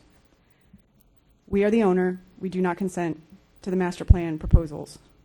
So we're asking you to table this until that issue can be resolved, because the application is incomplete as it currently is before you. And to the extent I can proffer questions through you to staff, is I would ask what evidence is in the record to demonstrate our consent to the changes that are being proposed to the master plan and to this application overall, which has not been withdrawn. And I would ask the extent that these conditions of approval to the master plan, how would they impact the existing site plan and the site plan we have in process? So because I believe the answer to that question is they will, it is inappropriate for the county to continue to process these applications without our consent. So that is our request for you today. I'm happy to take questions. As I said, it was brief, and I think the letter speaks for itself on that behalf. So, Ms. Dewey, Yes. just reading your letter briefly, Yes. it seems to be that your position is that the application is not properly before the county, and no further application should be taken until your clients, WP Logistics and the association, consent? Correct. Okay, so any questions of the Ms. Dewey? Well, we're going to talk with it, because I think the county attorney needs to respond to this. But before you do that, did anybody else have any questions of Ms. Dewey? Okay. So as I understand it, Ms. Dewey's position on behalf of her clients is that they own property that's subject to the application, and that they are not consenting to the application moving forward or any conditions that might be approved by the zoning commission. So what would be the county's response? So the county's response is that there's no statute or no provision in the ULDC that requires the consent of the other owners of an MUPD to modify the MUPD master plan. So Ms. Dewey cited the Chapter 2, Article 2, Chapter A, Section 3, which is a general provision about who may apply for a zoning change application. However, Article 3, Chapter E, governs planned development districts and MUPDs. And specifically, Article 3, Chapter E, Section 1D, lists the application requirements for a PDD in general, and they do not require consent by all the owners of the land within the MUPD. So, in addition, there's a requirement that the MUPD be under the control of either a unity of control or a POA. This one is under a POA. But again, the ULDC does not require consent from the POA or any of the owners of the other owners of the MUPD. Importantly, the ULDC does have provisions where they do require consent from the other owners. For instance, temporary uses require the applicant to provide consent from the property owners or the POA, and consent is required from easement holders if a building permit is going to be issued for construction within an easement area. So this shows that those who drafted the ULDC knew how to require consent when they needed it, and they did not do it for MUPDs or PDDs. May I respond just briefly? Sure. I think to the extent those citations are being cited, they're being cited inappropriately here, and the reason is that we are impacted. We are impacted. To the extent that this was a single application for property that would amend the master plan and not be applicable to our property, we would not be impacted. Our consent would maybe not be required. But I would add, notwithstanding what process you think the ULDC provides, the Constitution and due process provide that we have a right to participate in decisions about the use of our property and impacts to the property. So we are impacted. These applications and the conditions of approval to the master plan apply to the master plan. And I have asked staff if I am misstating that. So we are the owner. Our property is being impacted by proposed changes. The first sentence of the staff on page 1 of the staff report, this is to modify the overall master plan, modify uses and conditions of approval. We are subject to the master plan. So I don't know how it's appropriate for the county to say they can make decisions when we have not participated in the process or been represented. Thank you. Ms. Dewey, let me ask you, the property. Yes. Because I'm not clear right now. Yeah. When you talk about, when you say your clients are the owners of the property, which part, how is that ownership? Are you co-owners with the applicant? Do you own separate and apart a part of the MUPD? Because that's not clear to me. Okay, I can clarify. Thank you. That's a very good question. My client, WPB Logistics, owns in fee simple by itself a portion of the property within the master plan. The same goes for the association. It owns a portion of the property subject to the master plan. It also governs the master plan, but we don't need to get into that because I think the ownership interest is enough for this decision. Okay, And we are also the contract purchaser for the larger piece of the project. But like I said, I don't think we need to get into that for this decision that we're asking you to make. So the portion that your clients own, they own that portion solely? Yes. Okay, so the applicant, PBA Holdings, doesn't own that portion of the property? No, it doesn't. Can I follow another question? Regarding these property pieces, you with your firm, are you going to be in a future or something for the data center specific, or is in general the complete project? We have an application pending regarding amendments to our current site plan approval. We have an approved vested site plan. We have a pending application. I am not the agent on that application, so I don't want to speak too much of it. That's not my area. But we do have a pending application separate and apart that we are processing. Thank you. Okay, I have a question.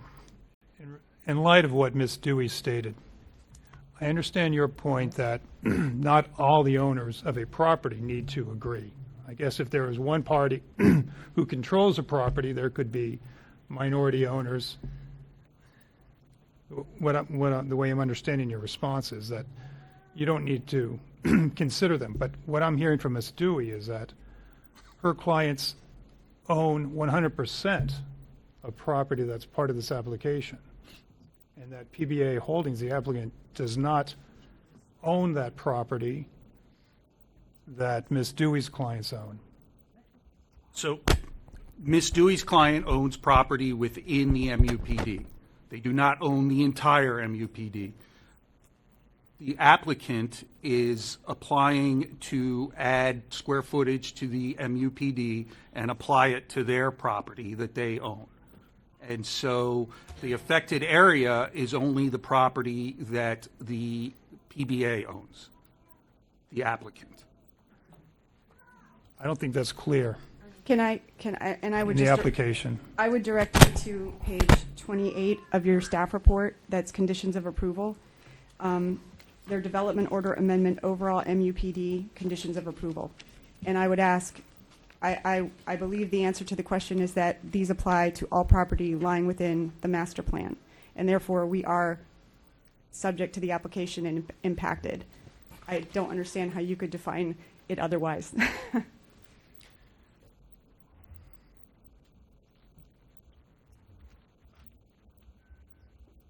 Okay, I don't understand how we can proceed if her client owns property 100% solely, and what we're being asked to do is consider actions that would affect her client's property that her client's not asking for. So my understanding of the application is for the entirety. So I think that's the dilemma we're having as right now, just even before we consider the merits. Well, as I said, the code allows you to proceed. So, Well, no, I didn't quite hear that. What I understood is the code allows us to proceed if there's co-owners of properties, but what I'm hearing here is that there is not a co-owner. that is not what I meant to say. So what I meant to say is that if there are multiple owners within an MUPD, a owner within the MUPD to amend the MUPD does not need the consent of all the other owners within the MUPD.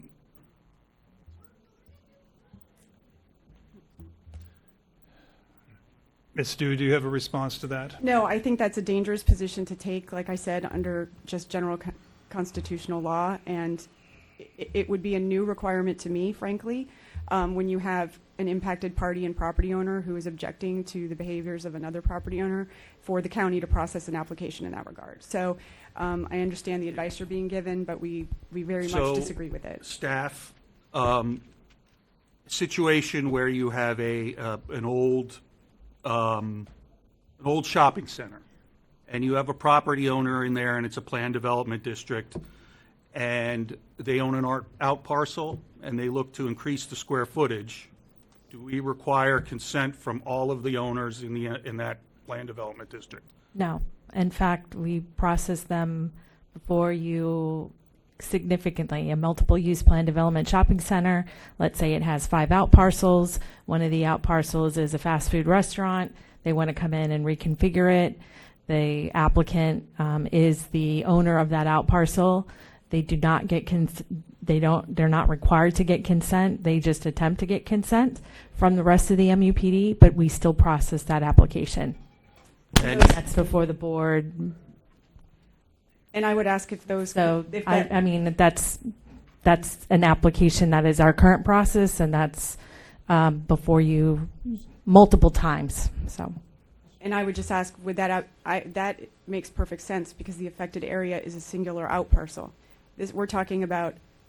No, the affected area is the overall MUPD. So a development order amendment to an overall MUPD, and that overall MUPD would increase square footage, and it would be specifically for that particular out parcel, no different than this particular request, which is asking for additional square footage on the area owned by PBA.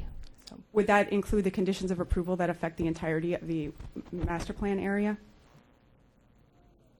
Yes. We'd be modifying that development order and that which is the resolution for the overall MUPD. And I'd also like to point out that Ms. Dewey and her clients and Mr. Eubanks and his clients will have the opportunity to challenge if the board approves this, and this can be a basis of that challenge. So I think that this is something that we've done. The code does not allow, does not require the consents, and this application is properly before this board. But if it's not, then everything we do is going to be invalid. That will be up to the court to decide. I do have a case. Didn't expect to have to use it, but it was a rezoning case. Someone was seeking. It's called. Hold on, let me find it. My stash here.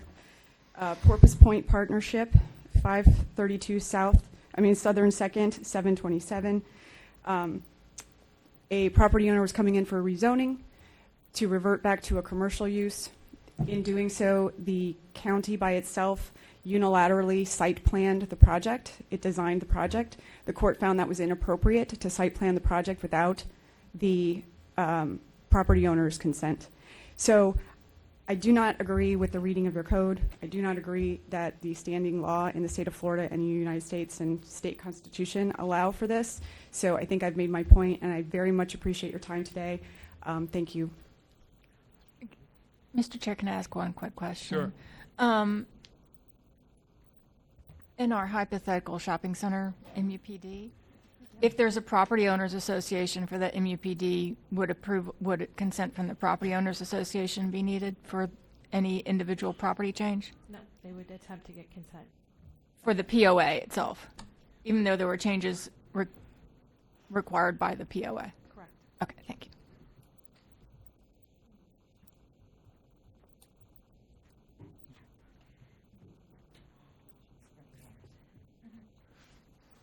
I have another question. In terms of, I see the things in a physical thing. I know what you say about it's approved and that, but what is the impact in the complete project if they withdraw, if that piece of land is not part of the project? What is going to happen if they said, no, we don't want it? How the project will be developed? Another owner?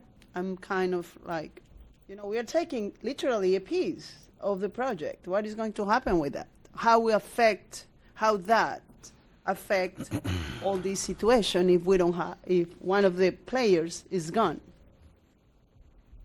I don't think they're going anywhere. They have entitlements. I believe they have an application pending to convert those to a data center. Yeah, the current master plan, the 2,020,000 square feet, encompasses the 1.2 million square feet that WPA owns.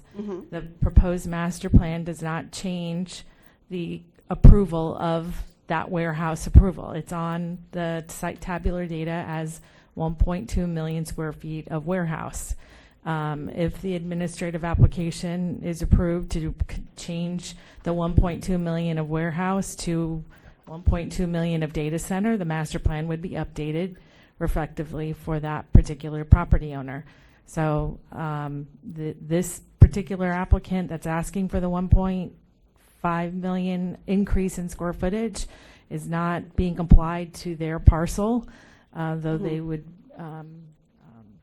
it's for the overall MUPD, but they're not taking anything away from them. They still have their 1.2 million square feet. Okay. May I just ask a question? And I don't think that staff has responded. I think I've asked it several times.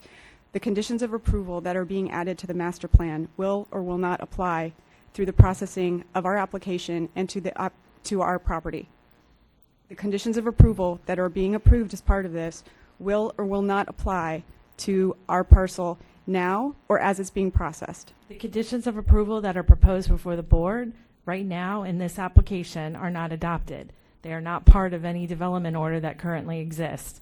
Your application that you have in process applies to the current development order that the resolution is adopted in 2025.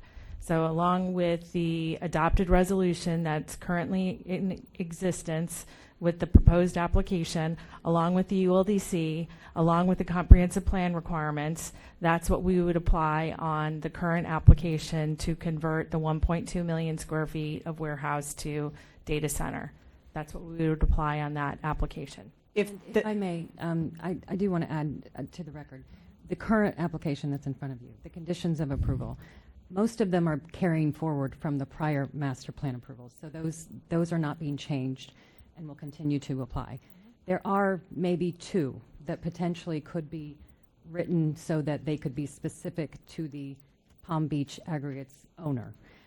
Other than that, there's nothing that potentially could be that your client would have to be responsible for. So it's possible between now and then we can work on the conditions of approval and make sure that there is no impact to that parcel, to that owner.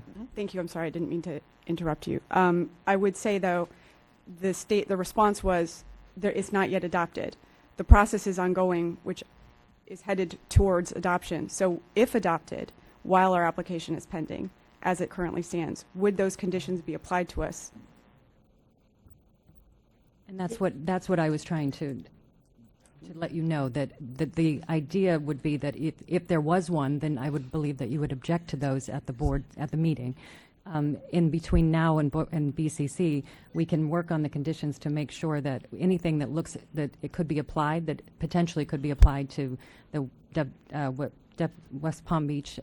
I think we would have to know exactly which conditions of approval that you're opposed to, and what you believe would impact, because many of the conditions of approval that are included in this would also be applied at the DRO because they relate to concurrency, and the obtaining concurrency, regardless of it being a public hearing process or not, and as well as implementing the comprehensive plan policies to make sure that any use within the EDC is contained and it maintains as a light industrial use.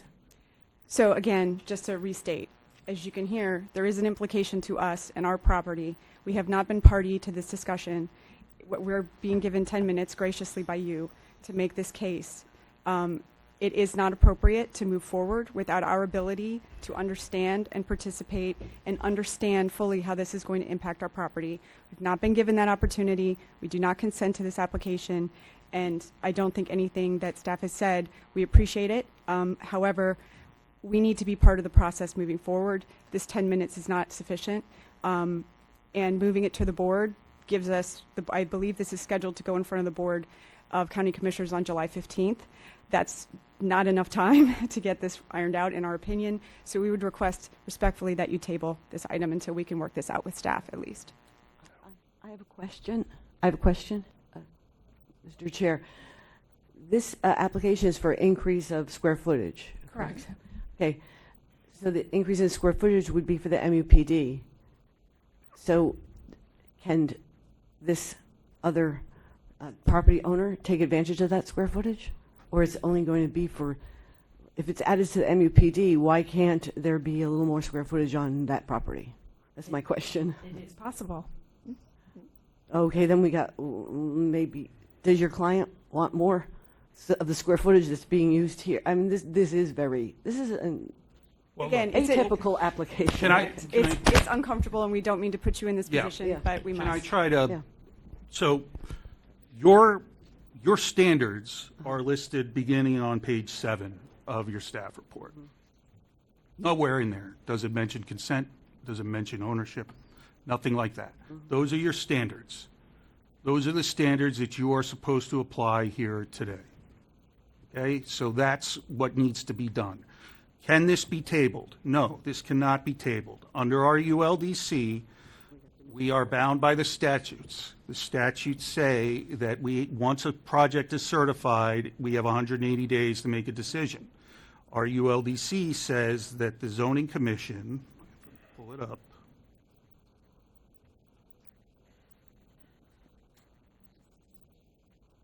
Zoning Commission may consider an application be remanded, continued, or postponed when a decision can be rendered within the time frame enumerated in the Florida statutes, or if both parties agree to a reasonable request for an extension of time. If there is no mutual agreement for a time extension, the application shall move forward with a recommendation by the ZC. So unless the applicant agrees to an extension, this board has to give this an up or down vote today. I would argue that that doesn't apply if you have an incomplete application, because those The timeframes. application is complete. I would request that Ms. Dewey had her 10 minutes. It's time to move on. Let me suggest this. I think there's a real question here. Okay, but we're being presented with this at the last minute. So I think Ms. Dewey has raised a number of valid issues which we cannot possibly evaluate in this, this is just made aware, we were just made aware of this like literally yesterday and today. Okay? So we haven't had the opportunity to fully consider it. To the extent we move forward, there's always the issue as to whether anything we do will be valid or invalid, because if Ms. Dewey's correct, then we've considered something that her client hasn't consented to. So what we'll do for the day, though, I think we'll move forward. We understand her objection, and we will hear the evidence, and we will see how this goes forward. Thank you. Okay.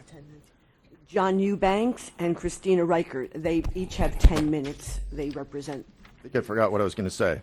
No.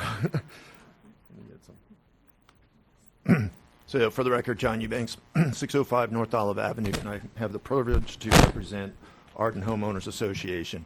When I first took on this project, I went out and I looked at Arden. That is a nice place. For those of us who want to escape the chaos of downtown and most of it, move out to the country, go west. It's a beautiful place. It's open space. It has lakes and everything you would want, except for now it's being threatened by an AI center. So, and it's also, all the residents, of course, are very worried, but they're also worried for their children. Look, Saddleback View Elementary School is very, very close. And not only that, and I know the Board of Education had written a letter, but I attached also one from the certified... Mr. Eubanks, could you speak closer to the microphone? Oh, sure. Sorry. So I had also attached a letter from the CTA, which is Certified Teachers Association, saying they object to it because these are all the bad things that can happen to the children. So part and parcel of this is Arden sitting here looking at it, and they're going to, and Mr. Cox put up a nice presentation, and they're sitting there going, what if it doesn't work? That's a problem. But moving to the next thing, I have another potential due process issue. This morning we were given the changes in the actual language, an amendment today, and part and parcel of it was, most of it was actually about Project Tango, the noise issue. The noise issue, this is one that we've asked over and over and over again, can we see your study, can we see your study, can we see your study? And at the BCC, last time they were there, said, we want you to give them a study that is complete and not just, here's your study, here's your background, and then there's nothing, where's the meat to it? Where is all the calculations? And you don't have the methodologies, you don't have or any of the actual calculations to get where they got. They have, hey, here's my noise application. Oh, and look at this, it actually fits. But how did we get there? As my third grade math teacher says, it doesn't matter if you don't do the math and you don't show your work. That's what we've been asking to get for a long time. Now, why is that important? It really shouldn't be. Today, you don't have competent, substantial evidence that what they gave you has any basis or backup in it. Not at all. So how do you move forward on that issue as well? Now, of course, this is just an incredibly important issue because we're sitting here talking about light industrial and heavy industrial, and we're going back and forth and back and forth. But of course, and we've talked about it before, light industrial is something that's not likely to cause undesirable effects outside of the property. Heavy, industrial is obviously the opposite. The one thing that people keep pointing to over and over and over, you got large cooling towers and you got some really big fans, 600 of them, that are going to be moving and making noise. Now, I can go out and get somebody who summarily tells me that's not a problem, and here's where I can show you where we think we meet the standards. Or we could actually go out and then give you all the backup data and everything else that we've been asking for a long time. So we have another issue here today is how do you move forward? Or is it just plain you have to deny because you're missing competent, substantial evidence, the backup that we've been asking for to show that the noise doesn't affect the community? And that's a big issue. So from the second issue that we are looking at, because I know I'm not time, I'm always looking at what I call the unintended consequences. And part of what was shocking to me as I was reading the staff report the other day, and it said something out loud that I'd always wondered about. We're talking here today, and we're talking about, well, we're looking at the master plan, we're looking at the master plan, we're looking at the master plan. And we put numbers. We put numbers beside things. We put numbers for, gee, we've dropped down our ask for the computer data centers from the 1,340,000 to 1,030,000 or whatever. But that doesn't really mean anything. That's what really shocks me, because then you put in what you want for warehouses. So when you actually go and do the site plan, you can move them all around. They're all permitted uses. So what you could do is you can take all the warehouse square footage and turn it into computer data. And once you do that, then you're really going down the wrong road, because then you would have the following. You would have people going out and basically going, oh, well, if that's what we can do, we'll just put anything we want to in the overall plan, and then we'll come back and we'll go look through this. But what shocked me was the staff report admits it. It says, as a result, 100% of this property could be used for data center processing in the future.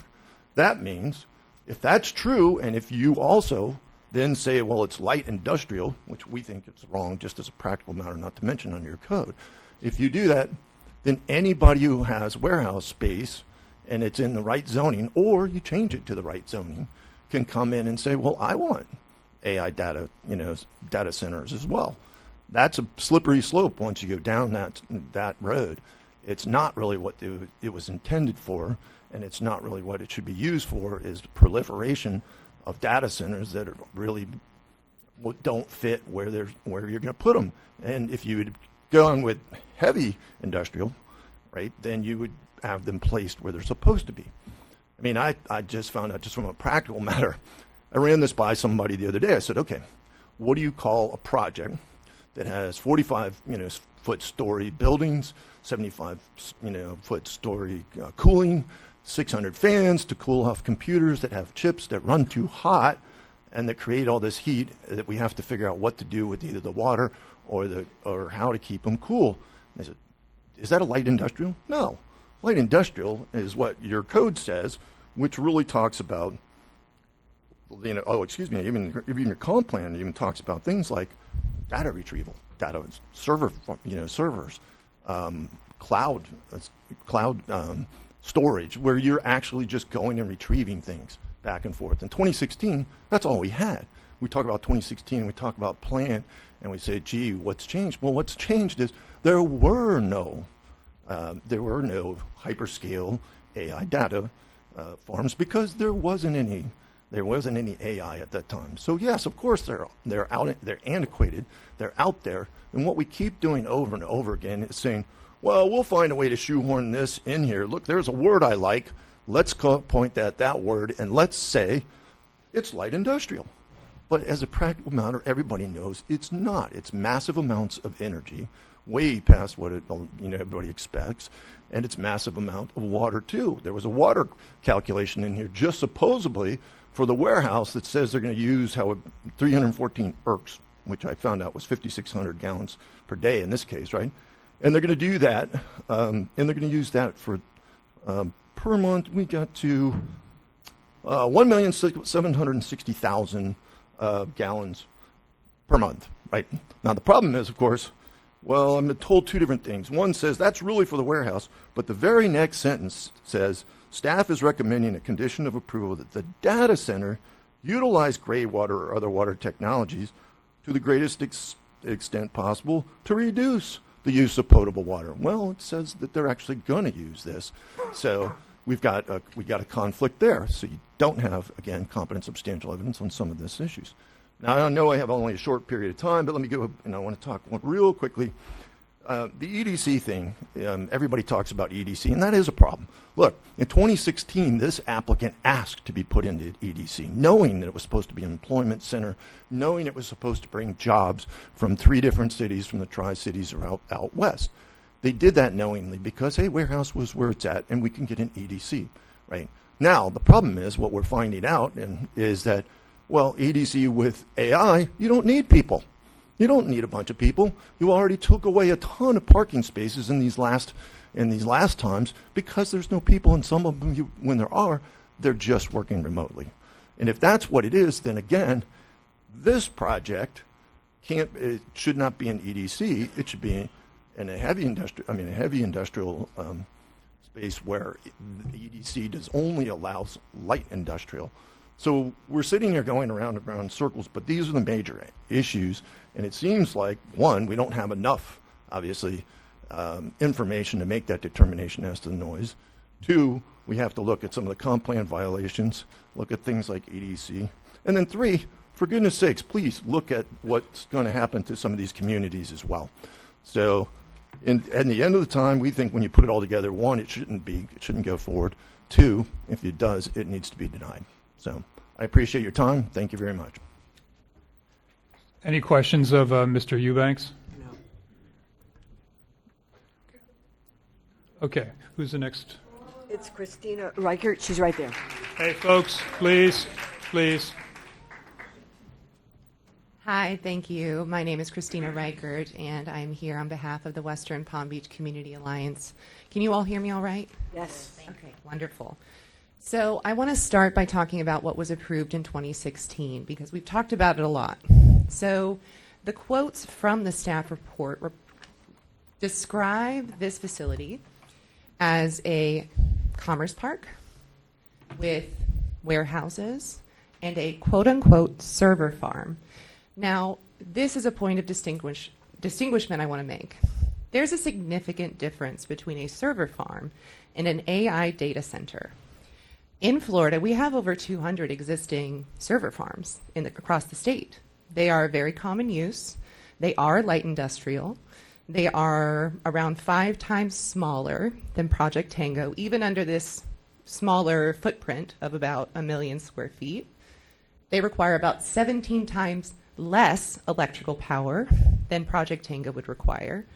They do not require advanced cooling technologies, and they have little to no impact on surrounding communities. Now, what we see in an AI data center is this type of facility is not providing cloud computing, is not a place that just stores information and then people can access it remotely and go about their business. It's not mission critical infrastructure. An AI data center is used to power things like Grok or ChatGPT. Now, Mr. Cox mentioned an AI data center in Memphis, and I want to point out one thing that I think is really important when you're thinking about this process. That data center is currently being sued for building dozens of natural gas generators illegally, without approval, without permitting, because they needed more power than what was originally approved and provided for this facility.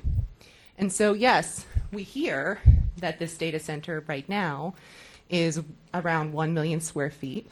They plan to use a closed-loop cooling system with an air cooling facility.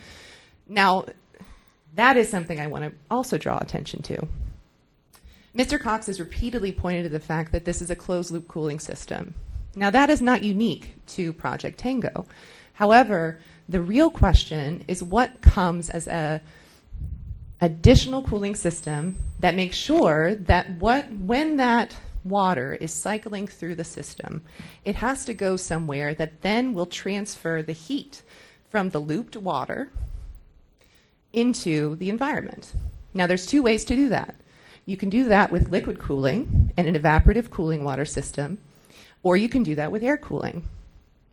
So far, there are no AI data centers that we know of across the country that uses air cooling in conjunction with a closed-loop cooling system.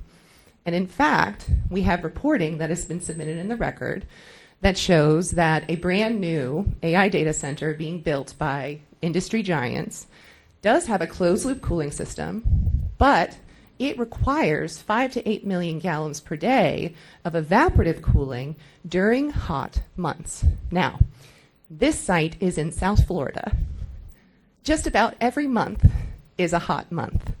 And so I find it interesting that the staff report does include a condition to require the use of gray water. There is no reason for gray water to be used at this facility aside from the use of an evaporative cooling water system. Closed-loop systems cannot use gray water. You have to use very highly filtered clean water with chemical additives, which can include forever chemicals, in order for that system to operate. And so, again, you're approving a master plan that would allow the applicant to come back and change the footprint and just make sure it complies with the conditions of approval. And so, under those conditions of approval, it is very likely that an AI data center could be built on this facility with an evaporative cooling water system that uses gray water, and nothing in the master plan would prevent that. And so I want to make that point perfectly clear to the board, because an evaporative cooling water system will most certainly have impacts that go beyond the property line. And that is because of the amount of sound that those facilities generate, as well as the potential pollution that would leave the system. The use of gray water actually concentrates the pollution as it moves through the system. And so any wastewater that would leave that facility would actually be concentrated pollution. And so because of the proximity of this AI data center to both the Arden community, the Saddleview Elementary School, and the canal system that connects the northern Everglades to the southern Everglades system, this is incredibly concerning. Another point I want to make about this AI data center is the fact that studies have shown that AI data centers release an immense amount of heat, even with these cooling technologies. And they've shown that they have a heat island effect. So what that means is around an AI data center, the temperature of the surrounding areas up to miles away can increase in degrees of temperature, 5 degrees of temperature hotter. Again, that is an impact that would cross the property line, period. And we have not seen any analysis or evidence provided by PBA Holdings to show that that would not occur. Another important impact from that is not only on the Arden community, which would be in that bubble, but also the canal that connects the northern Everglades to the southern Everglades system. Now, for those of you, I'm a native Floridian, third generation. I'm sure many of you have experienced algae blooms. And you know the impact that that can have on our waterways, the fish kills, the impacts to endangered species. One of the causes of that is increased heat activates the nitric pollution, nutrient pollution in our waters and causes algae to bloom. Now, if you are increasing the temperature of the canal that runs adjacent to PBA Holdings property by 5 degrees in the summer, that canal has nutrient pollution. And so it increases the likelihood of algae blooms in that canal that would then go into the Everglades system. Again, that is an impact that crosses the property lines. The other point I want to make is about the sound study. So we have heard mention of a predictive sound study. Again, as Mr. Eubanks mentioned, we have not seen that study. We have not seen the analysis. What we know is that there is a map that has pretty lines drawn that say at the property line, this is the amount of sound in the decibels that would result. 2 points there. A decibel is a certain measurement in sound that captures high frequency sound levels. One of the biggest concerns with AI data centers is the fact that they produce low frequency sounds. Those are not measured in decibels. So a low frequency sound is basically like a hum, a very low, annoying hum 24 hours a day. Studies have shown that that impacts the well-being of people. And again, this is directly adjacent to an elementary school, and children are most susceptible to this kind of impact. Again, low frequency sound would cross the property line. It actually travels farther than high frequency sounds, and so it has a much larger spread. And the health impacts are just as concerning on people as decibel level sounds. Another point I want to make about this study is it's our understanding that the engineer who prepared it has their license in Australia. And that's the information that I've been provided, and so that's also concerning, is that they don't have a Florida engineer providing this analysis. And again, they don't have the detailed analysis provided to you or to the board. And in fact, one of the conditions is that they do this kind of predictive study before an administrative officer approves any changes to the master use plan. And so again, there's inconsistency in the conditions that we're seeing and the words that are being stated about what this project is going to look like. Now, all of this is important because when the board changed this designation, it zoned this land as a multi-use planning development and an economic development center, and it is in the Glades Area Protection Overlay. What that means is that it cannot have heavy industrial, not only because it doesn't fit with residential uses that are adjacent, not only because it does not provide jobs, but also because it is important land for our Everglades system. And as I've showed you today, and as the evidence that we provided shows, there will be significant impacts to the surrounding environment, to the Arden community, and to the Everglades. And so we would recommend that zoning recommend the board deny this application. Thank you. Okay, are there any questions of Ms. Reichert? Okay, thank you.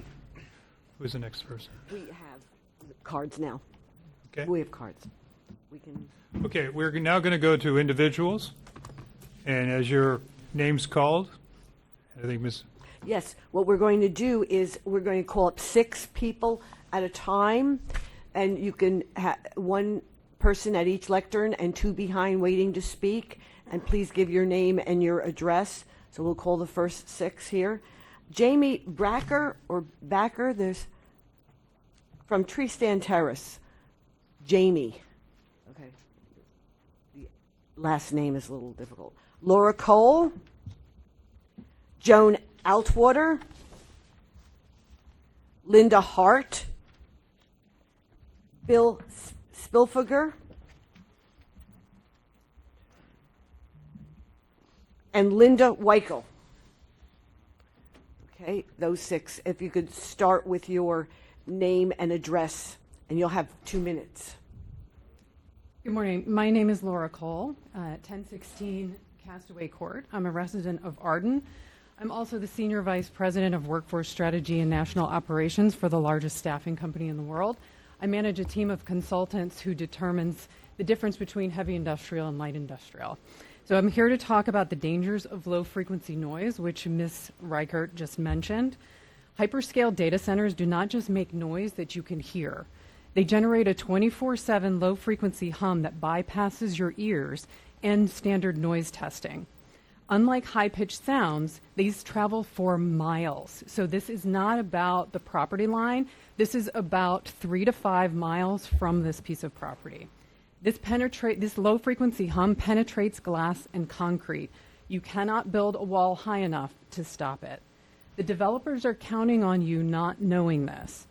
Decades of neurobiological research tell us that chronic exposure to low-frequency hum acts as a toxic stressor on the human nervous system. It triggers a permanent fight-or-flight response, leading to severe sleep disruption, impaired child brain development, immune dysfunction, heart disease, cancer, anxiety, and cognitive decline. The county standard noise studies completely miss this because they measure in dBA decibels. They should be measuring in dBc. The dBA decibels intentionally filter out low frequencies. This is a massive industrial processing plant and not a light industrial warehouse. A no vote is the only path forward once you know about these proven medical facts. If you vote to approve this and move it forward, you are actually knowingly subjecting our community to a permanent health hazard. You will be openly inviting disease, suffering, lawsuits, and shattering this community. I urge this commission to protect our residents and our children, and please do not condemn us to this. Thank you.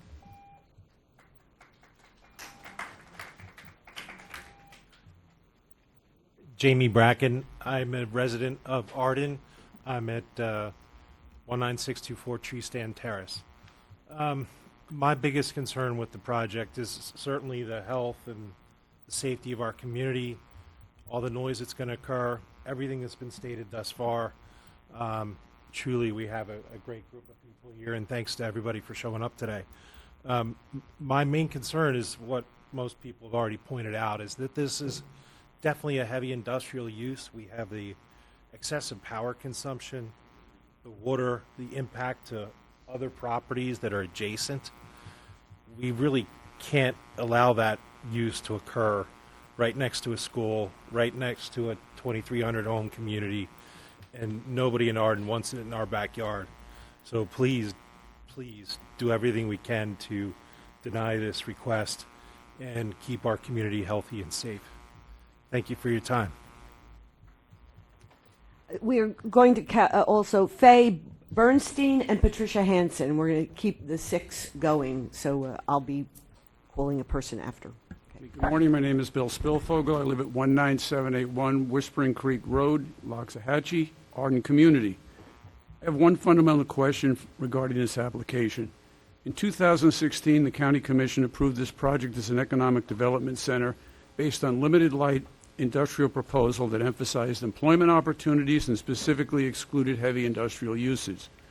Today, the staff's report acknowledges this development could ultimately become 3.5 million square feet of data center, and that the applicant is requesting a parking reduction from a space of per 100 square feet to a space per 2,000 square feet because the data centers require far fewer employees. My question is simple. At one point, does this project become so different in size, intensity, and purpose that it deserves a new public review instead of being treated as another amendment to a project approved nearly 10 years ago? The surrounding area has changed dramatically. There are now approximately 2,400 homes and an elementary school adjacent to the site. A project of this magnitude deserves to be evaluated based on today's community, not the community that existed in 2016. Thank you. Marjorie Perry. Joan Altwater, 9180 Cypress Hollow Drive, Palm Beach Gardens, Florida. I'm here because of past involvement working with environmental and engineering firms, North Palm Beach County Everglades Restoration Project, and water quality issues in particular. Saltwater intrusion has been a problem for many years. South Florida Water Management District did publish a study in December of 25 talking about the rise of the implications for saltwater intrusion on our freshwater wells. Cities drills them. We consider grassy water preserves and all of that in our studies, and then over the years to see the quality of the water change. Before, the chloride levels used to be fairly low. It was like 250 milligram per liter. In recent studies, it's exceeding 10,000 milligrams per liter. That's a significant change. The barrier has worked inward about 1 mile from where it used to be from the coastline. That's expensive for us to relocate, drill new wells, to abandon other wells where we've had infrastructure. The water consumption, from my understanding, on a facility the size being proposed would at least use about 5 million gallons per day. That's with the current application. And that's not to mention any other similar projects that may be in the wings. Noise study, that was a really important issue. One of the properties adjacent to where I live is a very large worship facility. We have issues with the ground vibrations. Those of us with impact windows are pretty good shape, better than others who don't. Most people haven't upgraded. So as a result, you do get continuous ground vibrations whenever major events occur, weekly services and whatnot. We have worked with them and continue to work with them since 2007 in that regard. Saltmeyer, could you wrap up your remarks? We're trying to keep the other everybody thing 2 minutes. is with the noise study, my concern is too that will there be surveys done on the properties before construction begins and then after construction begins or finishes once if it does get approved as proposed. Moratorium is the last thing I would suggest given the factors that are out there. The City of Palm Beach Gardens did that before so the staff could catch up with the progress. Thank you. Larry Frazier.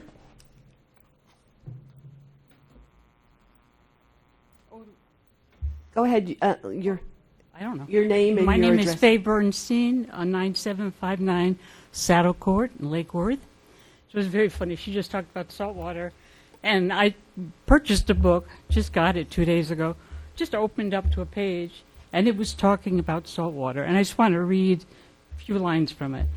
As long as fresh water is being added in the middle of Florida, the pressure is downward and outward. This fresh water keeps the salt water of the ocean from coming into the porous land, okay? And then it's saying, if, however, groundwater next to the shores is pumped out for use, there's no water pressure to keep the seawater out, and then it comes in. And after I saw this, I looked a little bit on the internet, and it looks like USGA has been looking at Dade County because it's getting into the aquifer there. You also have South Florida water management, and it's monitoring every 5 years. So there is a problem there. The second, a very serious problem, because when you get salt water, you not only lose your water, all your vegetation goes. So you're going to make this a desert. That's one thing. The second thing I want to mention is that, I don't know, a desert, but uninhabitable. I was looking at trying to figure out how you keep on saying that this had a permit for data centers. And I couldn't find that, okay? The only thing I could find, which you didn't mention here, is you had, no, I can't find it. You had an ordinance, here it is. You had an ordinance in 2018, it's called 2018-012. And in that one, you address in an ordinance this project. Ms. Bernstein, we're trying to keep everybody to 2 minutes now, but if you Okay, could but I think you conclude should your- say that because that's the only place that data centers were ever mentioned in an ordinance, and that's not a permit. Okay? I'm a structural engineer. I know what permits are. And what permits is. Layla Frazier. Am I up now? Hi, I'm Linda Hart, 1531 Stockbridge Street, Loxahatchee in Arden. I'm only living here about 10 months. I moved from Pennsylvania.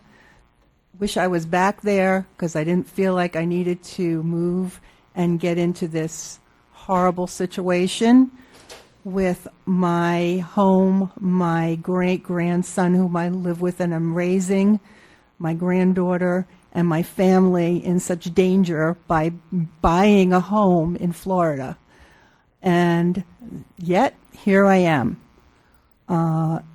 worrying and thinking about this on a daily basis. I'm sure none of you on this panel would want to live right now in Arden or anywhere near this monster of an AI data center. If you look up AI data centers on ChatGPT, as I did originally when this whole thing came into view, ChatGPT said a data center, AI data center, shouldn't be anywhere near 20 miles from a community of people and in residence. 20 miles. We're talking about feet here. We're talking about ridiculous location of such a massive, invasive data center that will impact the environment, all the people that have spent their last money and invested their family into a community here in Florida, and we trust the people that are supposed to be standing in our regard and caring for the people of Palm Beach County. Yes, it will affect our air. Yes, it will affect the heat. It will affect our water. The sound will affect us all. It will affect the wildlife. It will affect the Wellington community's horses and families and children. It will affect not only Arden, but it will have wide-reaching effects. I don't know how this could ever be approved by human beings. Ma'am, could you And conclude that's- your remarks, please? We're at Okay, 2 that's minutes. my remarks. I don't know how this could ever be approved by human beings. Victoria Doyle. Good morning. My name is Pat Hansen. I live at 1801 Marina Isle Way in Jupiter. My daughter lives on Wandering Willow Way. The 24/7 hum from massive cooling systems, fans, emergency generators produce constant low-frequency noise and high-pitched whines that disrupt sleep, drive down property values, and cause health concerns for nearby residents. Even if the sound is within the city ordinance, this noise level, for a fact, will cause harm to the residents. 50 to 70% of children and autistic adults have sound sensory sensitivities. I am an advocate for children with sound sensitivities. I have been trained by the state of Colorado and have been advocating for 36 years. We know as a fact that even a fluorescent light bulb in a room is too much noise for many of these children in order to create a living and learning environment. As parents and teachers, we need to have accommodations for our children and search out communities that will meet our children's needs.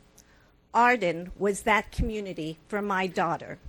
Quiet, wide open spaces with nature areas where she could find physical input each day on daily walks and facilities that are not pumping loud or consistent noise into the environment.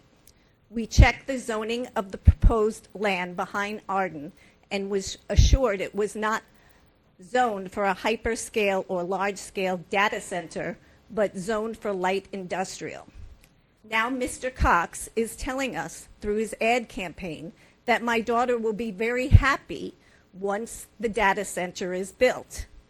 He said putting 24/7 noise throughout the community and surrounding the Saddleview Elementary School, somehow he believes my daughter's autism will be cured with that data center. The fact is, it will not be cured. She will live a life of stress, unable to care for her children, unable to be a good partner to her husband or to the community. She will not be able to leave her home nor get that important input into her body to modulate her sensory system. Thank you for your time. Marlon Hoyt. Marlon Will Hoyt. I am Linda Weichel. I live at 18980 Tackle Box. The microphone, we can't hear you. If you could. Okay, Linda Weichel, 18980 Tackle Box Trail. I'm going to go in a different direction. I think of the noise, the water, and the air quality for our animals. This affects them. I mean, I walk my dog every day, and this heat is affecting him already. Can you imagine what is going to happen in the future if we go in that direction? Think of all the wild animals. Look over there at Line Country, all those beautiful animals, they're going to be affected. So, you know, it's not only affecting people, it's affecting others. Thank you. Hello, my name is Larry Frazier. I'm at 19544 Tree Stand Terrace in Arden. I am a resident, and I'm just, listening to what's going on, what people are saying, what Ernie's saying. Doesn't make any sense.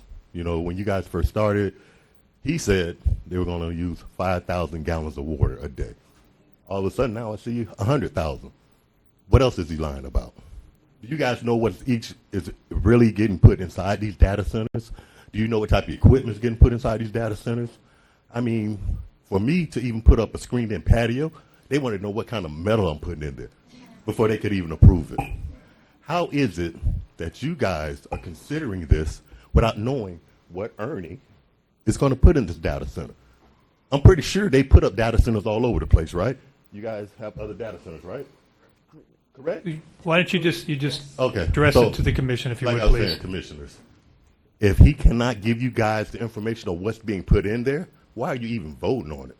I don't understand this, period. Like, doesn't make any sense to me, doesn't make any sense to our community. Don't put money over individuals, okay? We're human beings. We're here. Do not put money over our livelihood, over our comfort, because that's what's going on right now. Please consider that before you guys make a decision. Think about that. It's not right. So please consider that. And don't listen to Ernie, because he's already got caught on a bunch of lies already. Who knows what else he's lying about? Natalie Frazier Please, and Neil please. Bennett. Natalie Frazier and Neil Bennett, please. Marjorie Perry, 5351 St. Armand's Way in Westlake. I find it very interesting that both your mission statement for this committee and your invocation today talked about how you always want to do the best for the residents. I hope you think of that when you make your votes today. I want to say that The ULDC description is flawed. It should not include data information, and processing is not the same as an AI data center. And I found it interesting that today a ULDC description was changed quite easily. So that should be something you should be working on. This is not light industrial. We all know that. All changes, including this split of the ownership of the property, should always require a new application. Not, oh, we're going to make it bigger, we're going to make it smaller. What is going to be in those warehouses? They can easily change a warehouse to a data center with just a developmental review. Why are we allowing 100,000 gallons if they claim they only need 5,000? What does a warehouse need 97,000 gallons of water for? Why is the southern berm 15 feet high, but the eastern berm only 4 feet high? The employment numbers are ridiculous. There's not going to be jobs for people here. The 24-hour, I forgot that. Sorry. On page 16, you talk about, the 24 hours. You talk about that it can run for 24 hours because it's not more than 250, and then there's no word there. Feet, inches, miles. That's a misprint on page 16. Again, the preliminary sound impact assessment is not applicable to this.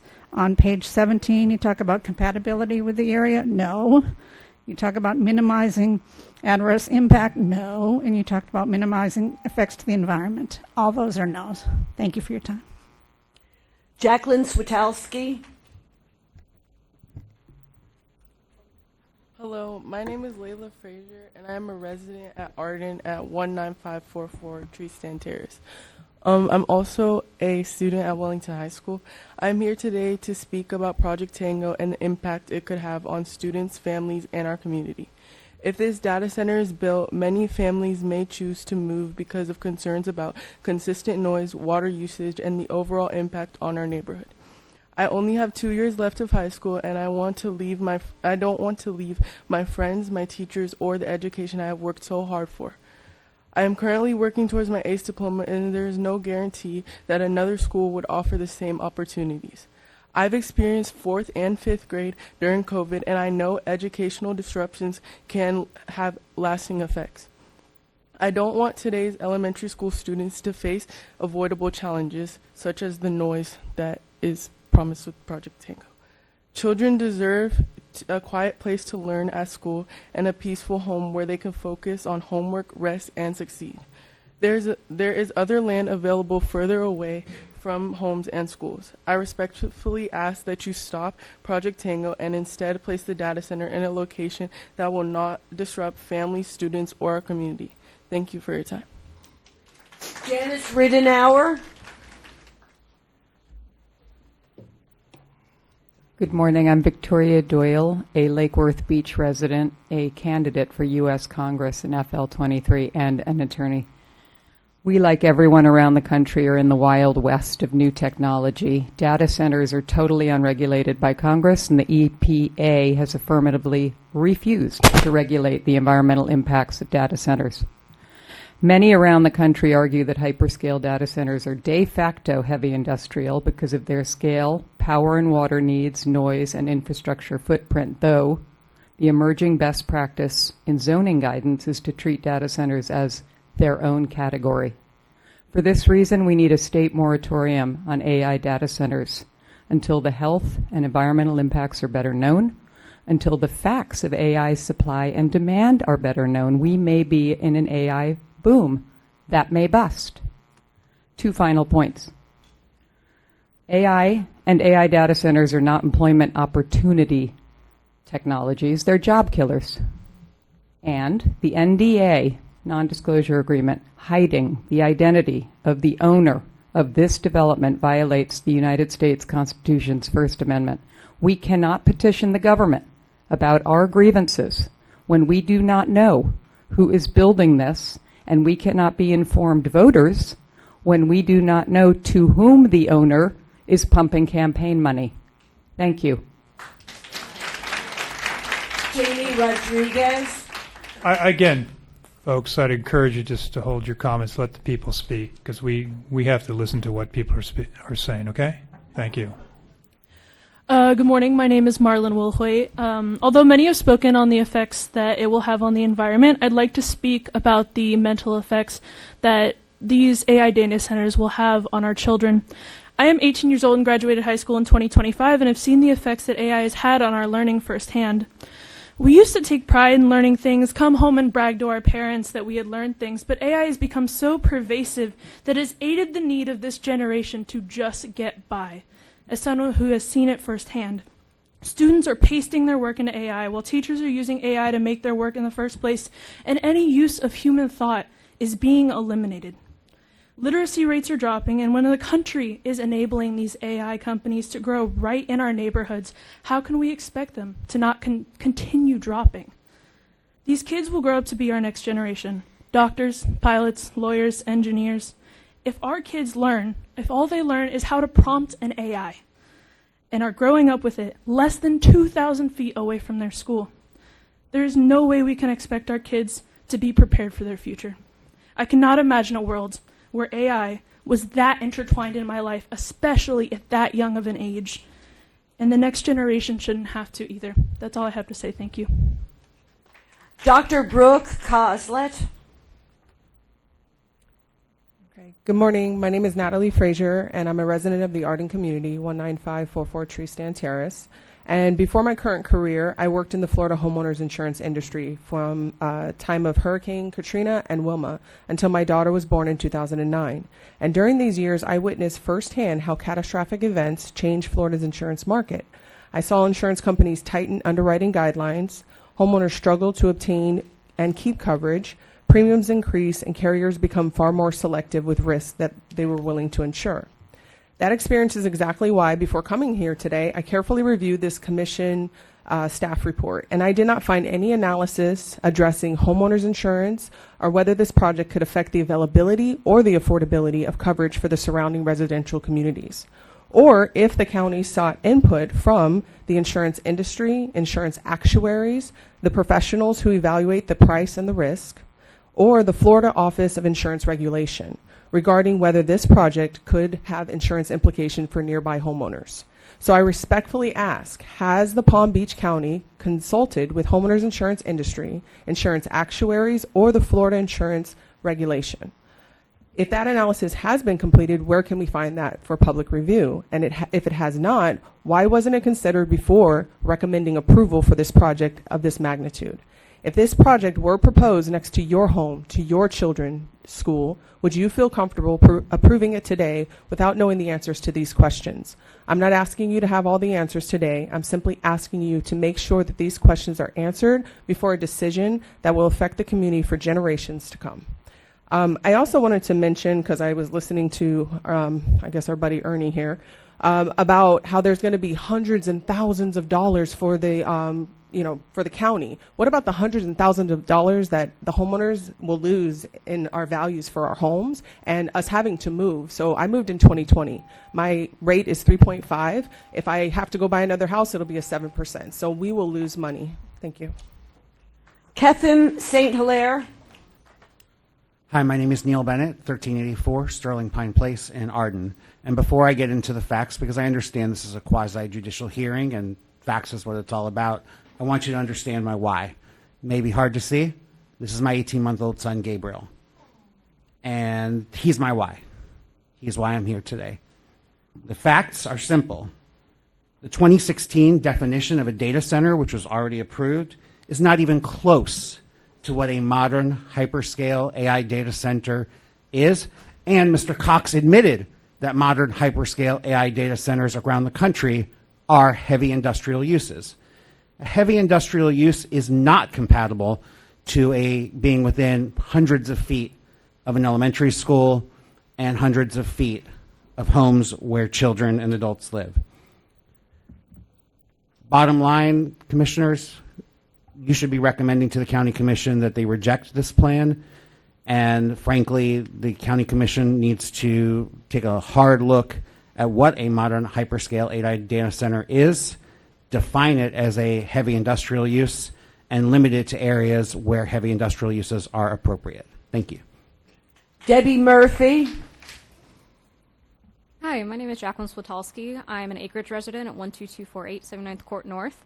I don't have too much to be able to provide today, but I would like to say, as we, the people that are seen here, as well as everybody that was at the previous meeting back in April, this is not something that we want. I feel like it has not been thoroughly vetted to be able to showcase as to why it should be present, where it is going to be put, and it's something, especially with not having any solid concrete evidence about the noise study, as multiple people that have much higher qualifications than I have stated today. It is not something that has ever been publicized for us to be able to see.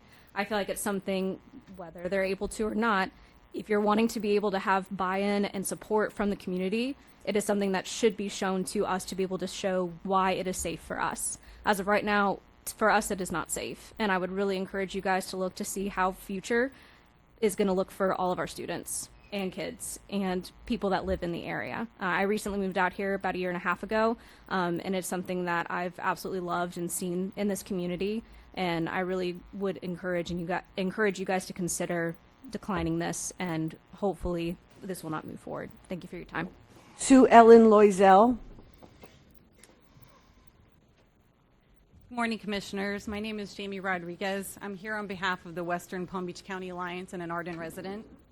This commission has an incredibly important recommendation that needs to be based on competent, substantial evidence. It is the applicant's burden, which I submit they have not met. The staff report, respectfully, due to its code limitations, is breathtakingly deficient. There is no discussion of the gigawatts of power usage. AI data centers generate heat islands up to 5 miles away, hotter in the surrounding areas, which is not great for Florida. There's no discussion of low-level infrasound that affects heart health for children like my daughter who has heart issues. There's no word how the proposed 75-foot-high buildings and the cooling fans will be mitigated for sound. I don't know of any vegetation in Florida that goes that high. And the toxic lithium battery fires, current practice for handling them is let it burn. This was sold to the county as an EDC in 2016. It was going to bring jobs to Glades residents, not impact the environment, and be quiet. EDCs require parking because hundreds of people actually work there. Meanwhile, AI data centers, which didn't exist in 2016, employ maybe 30 people remotely, trash the environment, and are a 24/7 noise nuisance. And they bring in specialized construction jobs from out of state. They're not even local workers. The applicant is attempting to variance its way into an otherwise unapproved property use. Light industrial under the ULDC does not create negative impacts on immediately adjoining uses or result in dissemination of noise, vibration, light, or other objectionable effects beyond the boundaries of the lot, whereas heavy industrial has effects beyond its property boundaries, which AI data centers do with their sound, heat, vibration. AI data centers are new, and the code has not caught up with the technology. As Commissioner Mendoza stated at the last meeting, this has the makings of a Netflix series, and I would add, the bad kind. I respectfully say this vote is premature and to please deny the request. Joni Riley. Good morning, Commissioners. My name is Janice Ridenauer. I'm the president of the Western Palm Beach Community Alliance. I am here today because this is not simply a vote on one project. It is a decision that will shape the future of land use planning in Palm Beach County for generations.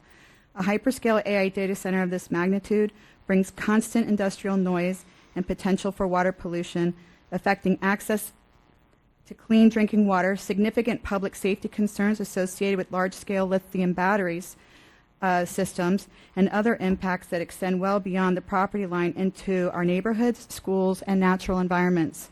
The impacts of this facility, not just its footprint, should determine how it is classified, whether that means classifying these facilities as heavy industrial or creating a new land use category for large and hyperscale data centers.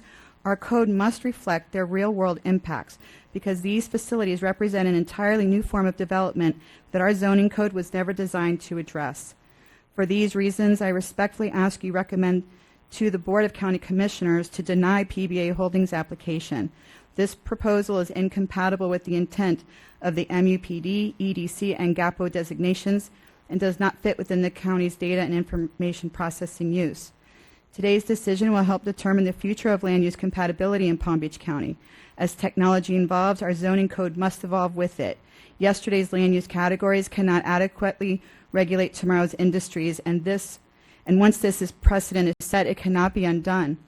On behalf of thousands of residents we represent through the Western Palm Beach Community Alliance, I respectfully ask that you also recommend the Board of County Commissioners direct staff to begin developing a modern land use framework for large and hyperscale data centers, one that supports innovation, promotes responsible development, and protects the health, safety, and welfare of Palm Beach County residents.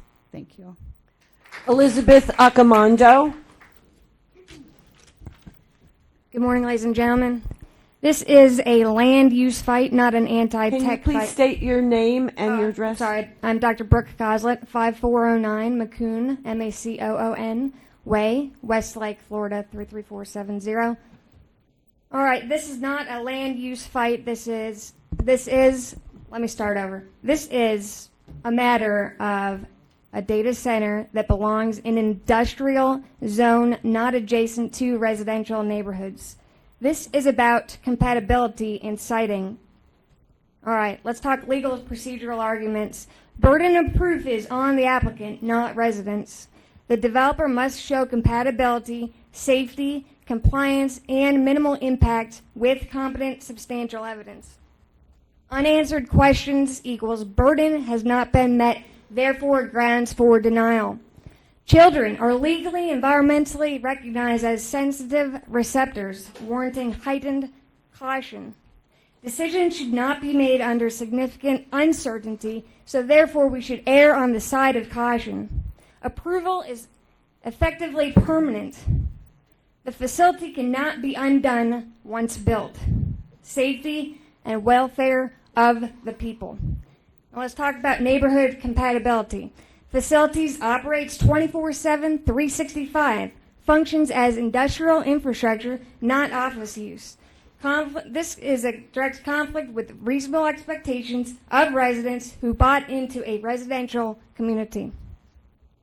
Multiple past revisions to the proposal raise doubts about what is actually being approved. Now, as for transparency gaps, the operator identity, on-site chemical storage, and expansion plans often are undisclosed in this pre-approval process. And so we, the people, ask that you understand all of these facts, you gather all of the information, and that you take what we, the people, are saying into account. Meaningful public participation requires this information before a vote, not after. Thank you. Mario Fasella.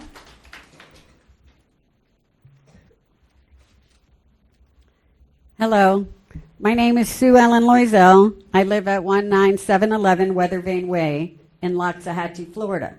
I'm speaking to you today as a member of the Western Palm Beach Community Alliance and as a resident of Arden, where my home is within 1,000 feet of the proposed Tango site. I'm asking you to deny PBA Holdings' application. The project is not just a technical zoning issue for me. It would affect my family, my health, and the neighborhood we call home. My biggest concern is the noise. This would not be occasional noise or something that happens only during construction. A data center runs all day, all night, and every day of the year. For people living nearby, that means constant industrial noise from equipment, cooling systems, power systems, and generators. I also have a hearing issue and tinnitus, so this is very personal to me. Constant noise this close to my home will affect my sleep, my health, and my quality of life. And it would affect my family too, as well as the community where I live. I am also concerned about the air pollution. Power generation and backup systems release pollutants like nitrogen oxide and particulate matter, which are linked to respiratory illnesses and heart disease. When a project is this close to homes and families, those risks need to be taken seriously. Water and environment are another major concern I have. Large cooling systems use significant amount of water, generate wastewater with pollutants, and such as nitrates, nutrients, heavy metals, and industrial chemicals. Some systems Ma'am, could also you, use including pesticides and PFAS, also called forever chemicals, which are linked to serious health risks. I do not believe that this type Ma'am, of AI can you wrap data up your center- comments, please? We're Yes. trying to keep everybody to 2 minutes. Okay. Thank you. Yes. For these reasons, I want you to deny this application. Please protect our health, our safety, our quality of life, and the environmental future of Western Palm Beach County. Thank you. Linda Smith. Good afternoon. Good afternoon. Kev from St. Hilaire at 1314 Timber Reef Trail, Loxahatchee. I'm an Arden resident. I'm here today because this project represents an unprecedented industrial intrusion into the residential and school zone. A hyperscale AI data center, the size of 1.3 million square feet, up to 7 storage tall, has never been placed this close to our homes and the school anywhere in the United States. And yet, what is being proposed here in Palm Beach County?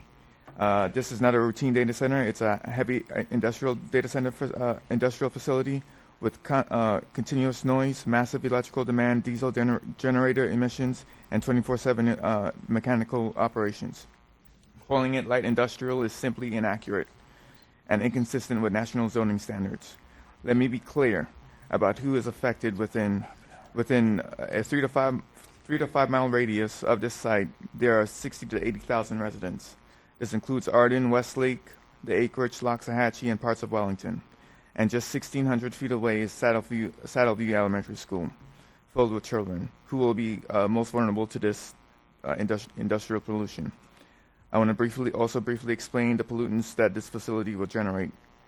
PM2.5 articles are microscopic particles that enter the lungs and bloodstream, causing asthma, heart disease, and gastrointestinal inflammation. Nitrous oxide, a major contributor to smog and ozone, which damages lung tissue and triggers asthma attacks. Sulfur oxide, a toxic gas that causes respiratory irritation and contributes to acid rain. Also, ozone precursors, chemicals that form harmful and ground-level ozone, reducing lung function, and which also increases hospital visits. These pollutants are not theoretical. They're produced by diesel backup generators, massive cooling systems, and increased grid demand required by the power facility. Sir, could you include your comments, please, or 2 minutes? I'm sorry. Thank you.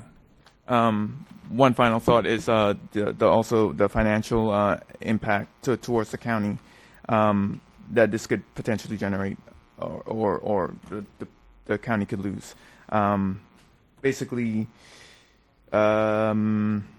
it's estimated about the county could lose between $4 million to $80 million dollars a year over the course of 20 years, and what the county tends to gain from the data center, it's basically less than that. So, with that said, I ask you to reject approving this measure. Good afternoon, and thank you so much. My name is Elizabeth Acamando, 6521 Carroll Street, Loxahatchee. I'm also the board president of Indian Trail Improvement District, and we did send a letter, and we never heard from anyone. None of our concerns were addressed, nor has either applicant come to us with any of this, including our commissioner, who now is unable to represent us. And that is a serious problem, that none of these people here have representation. One of my major concerns is, actually there are several, but look, this is going to take 5 years, and look how far technology has come in the past 5 years. Is this technology going to be outpacing the data center that this is going to be built, and then it's not even going to be needed in 5 years because technology has changed? I'm hearing that there's a developer that's putting the data centers directly on the homes, with that, removing the need for these large centers. Now, I wouldn't agree with putting one on my home, but if people want to, they can. So that's a big concern. We know that warehouses are sitting empty, so the odds of these becoming centers, if they're still needed, are very good. And, we're looking at another 600 homes being built that's being approved called Artistry just next to Arden. So there's going to be 600 more homes that are going to be affected by this. And how did we get here, right? We want to talk about facts. What these folks, I've come from Loxahatchee, we were all there first, but these folks came in later. And this development was approved out of fear. It was approved out of fear because a developer had just gone to Tallahassee to become a city. And the board was afraid that this same thing was going to happen. And they said, okay, let's approve Arden. We don't want another city. This entire area should have remained commercial. So as we sit here and we contemplate all of these things and what we're planning for, we've got to think ahead of the future because we've got these children here and we're worried about their future as well. So please take this into consideration. Don't make decisions in haste or fear. And let's make sure that we're taking care of all the people while we address property rights for everyone. Thank you. My name is Debbie Murphy. I am at 10262 St. Andrews Road. I am the first vice president of COBRA, the Coalition of Boynton West Residential Associations, which opposes the Project Tango data center as presented at the current site. Ordinarily, COBRA does not take a position on issues outside of its 55 square mile area. But Project Tango introduces a data center larger than those already in Palm Beach County and on a site in proximity of a school. COBRA shares the concerns of the Palm Beach County School District that this location and hyperscale of the proposed Project Tango facility will pose health and environmental risks to the students and area residents. In addition, allowing Project Tango to go forward would set a dangerous precedent for potential future of hyperscale project in other parts of Palm Beach County. COBRA respectfully asks that you deny the application for Project Tango. Thank you. Good morning. Mario Ficella, 1587 Gallup Drive in Loxahatchee. So I have a prepared speech, but I did want to mention I also sit on a state board appointed by the governor, and so I know how you feel in the seat that you are and what you have to consider and the task that's given you. In sitting here and listening through the presentations, and then your question whether or not you have enough information to make a decision, and then the council's advice saying that you need to up or down vote it. I don't think that's necessarily true. You are the board. You have the powers to table it if you do not have, if you're not confident in the information that you have to make a confident decision.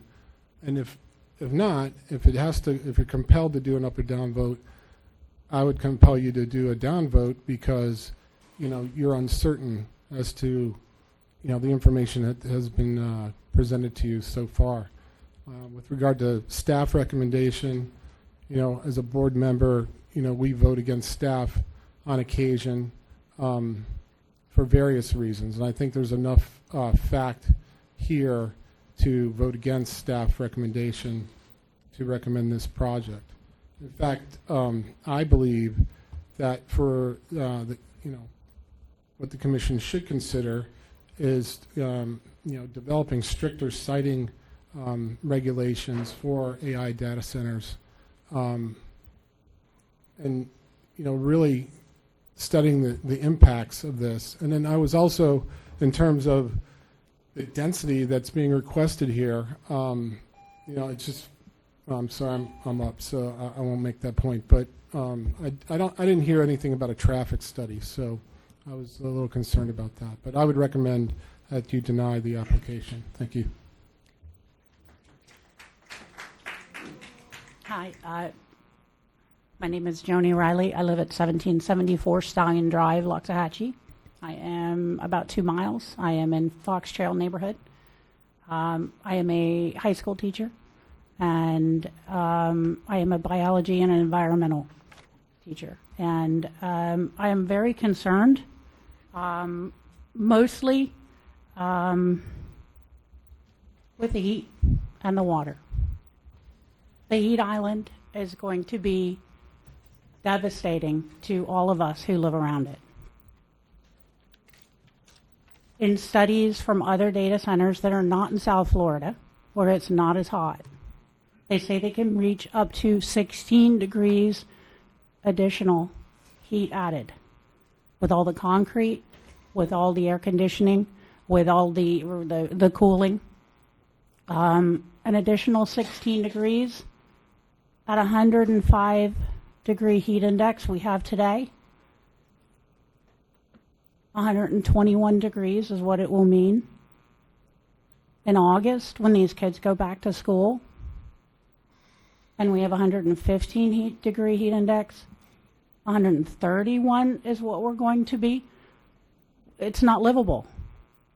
105 we've had for about 35 days. Those are not livable numbers. To add the amount of concrete, when you add the concrete, you take away the trees. At this point, there's still percolation, there's still drainage at the site.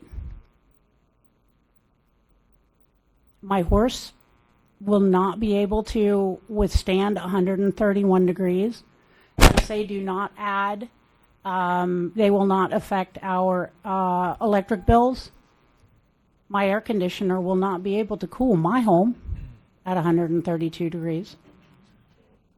So, ma'am, could you conclude your remarks, Okay. please? Thank you. Water. We are at 2,000 wells in the acreage area, in Loxahatchee and acreage area, right?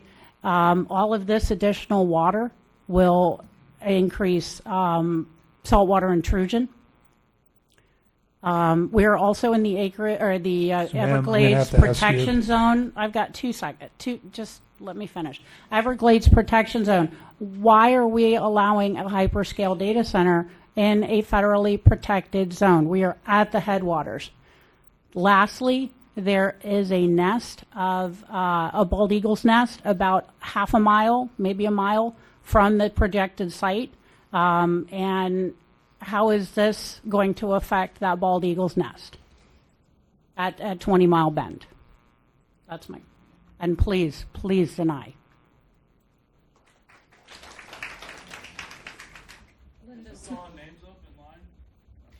No, what we're going to do is we are going to, it's a little bit after 12. We're going to take, after the next 2, hold on.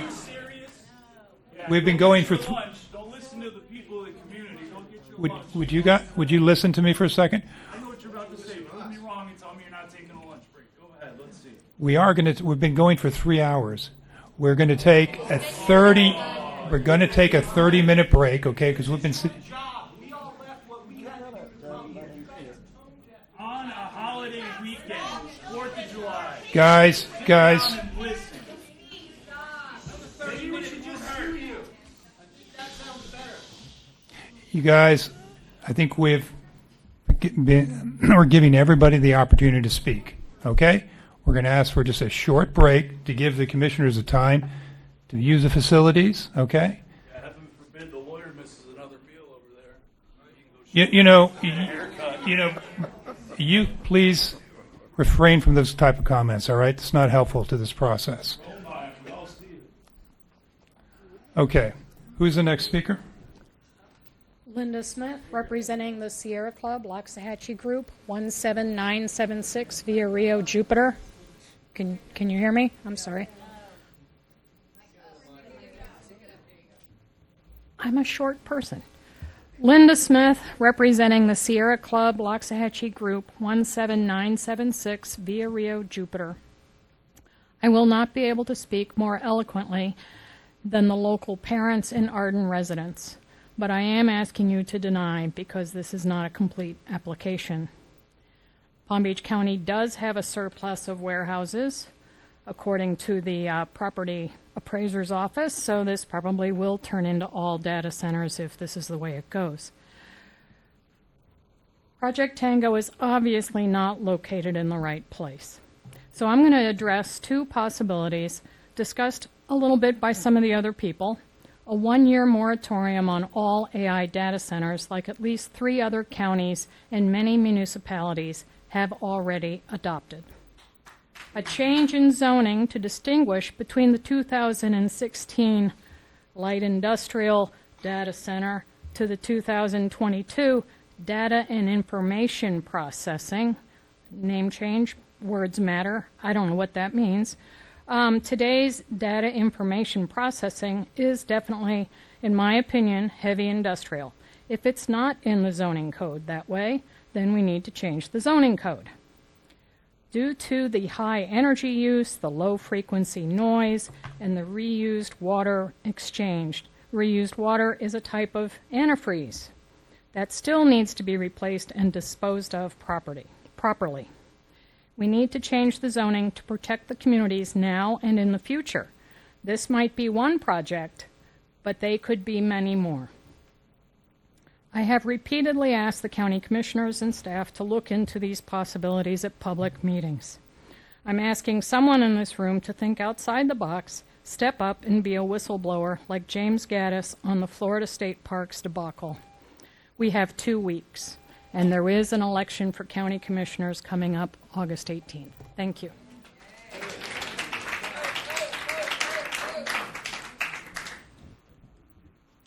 Hello, I'm Dr. Rudolph Tinker. I'm a candidate for Palm Beach County Commission District 6, trying to replace the same commissioner that recused herself from voting on this. Sir, did you fill out a card, sir? I did. Okay, very good. That's I okay. thought you called me. No, go ahead. What's your name? All right, please, I'm again? Dr. Tinker, Loxahatchee resident, and I must say, since sitting here and listening to just the conversation, I support the people in the green, but it really seems like it's policy over people. I've heard the lawyers spoke, I've heard the staff spoke, and I'm trying to figure out who do they work for. The lawyer's pushing you guys to make a decision. He's the county lawyer. The staff is just totally just continuing to push policy, saying that the policy is there and you guys should make a decision on policy over people. All right? I mean, this is horrible. Okay? You guys are also, I guess, appointed from the Palm Beach County Commission. When Mr. Ernie was speaking, it seems like what he said just blew right over you guys' head. Chair, I give you a clap because it seems like you're the only one that have substantive questions that you ask of Mr. Ernie. Sir, we're not done with the hearing yet, so there are going to be a lot of questions for everybody. I know, so. but what I'm saying is he was speaking, and no one had questions. He spoke again. No one really had serious, substantive questions, except for yourself. Okay? This is horrible. When we look at how this country was founded, everything was based on the people. You can't have government without the people. And you guys need to listen to what the people are telling you. If the people are objecting to project, you already have your decision. You already have your decision. There's nothing in policy, not what the county lawyers trying to push down your throats. They're telling you they don't want the project. And as the next county commissioner for District 6, I'm going to take a strong look to see how you guys are elected or get position on this zoning commission, because I highly doubt some of you have the people interest at heart here, because you're only looking at policy. Staff members here, they work for the county, paid by taxpayers' dollar, pushing policy over people. This is sad. It's horrible. The people are telling you they don't want the project. That's your decision. Do what the people tell you they want. Thank you.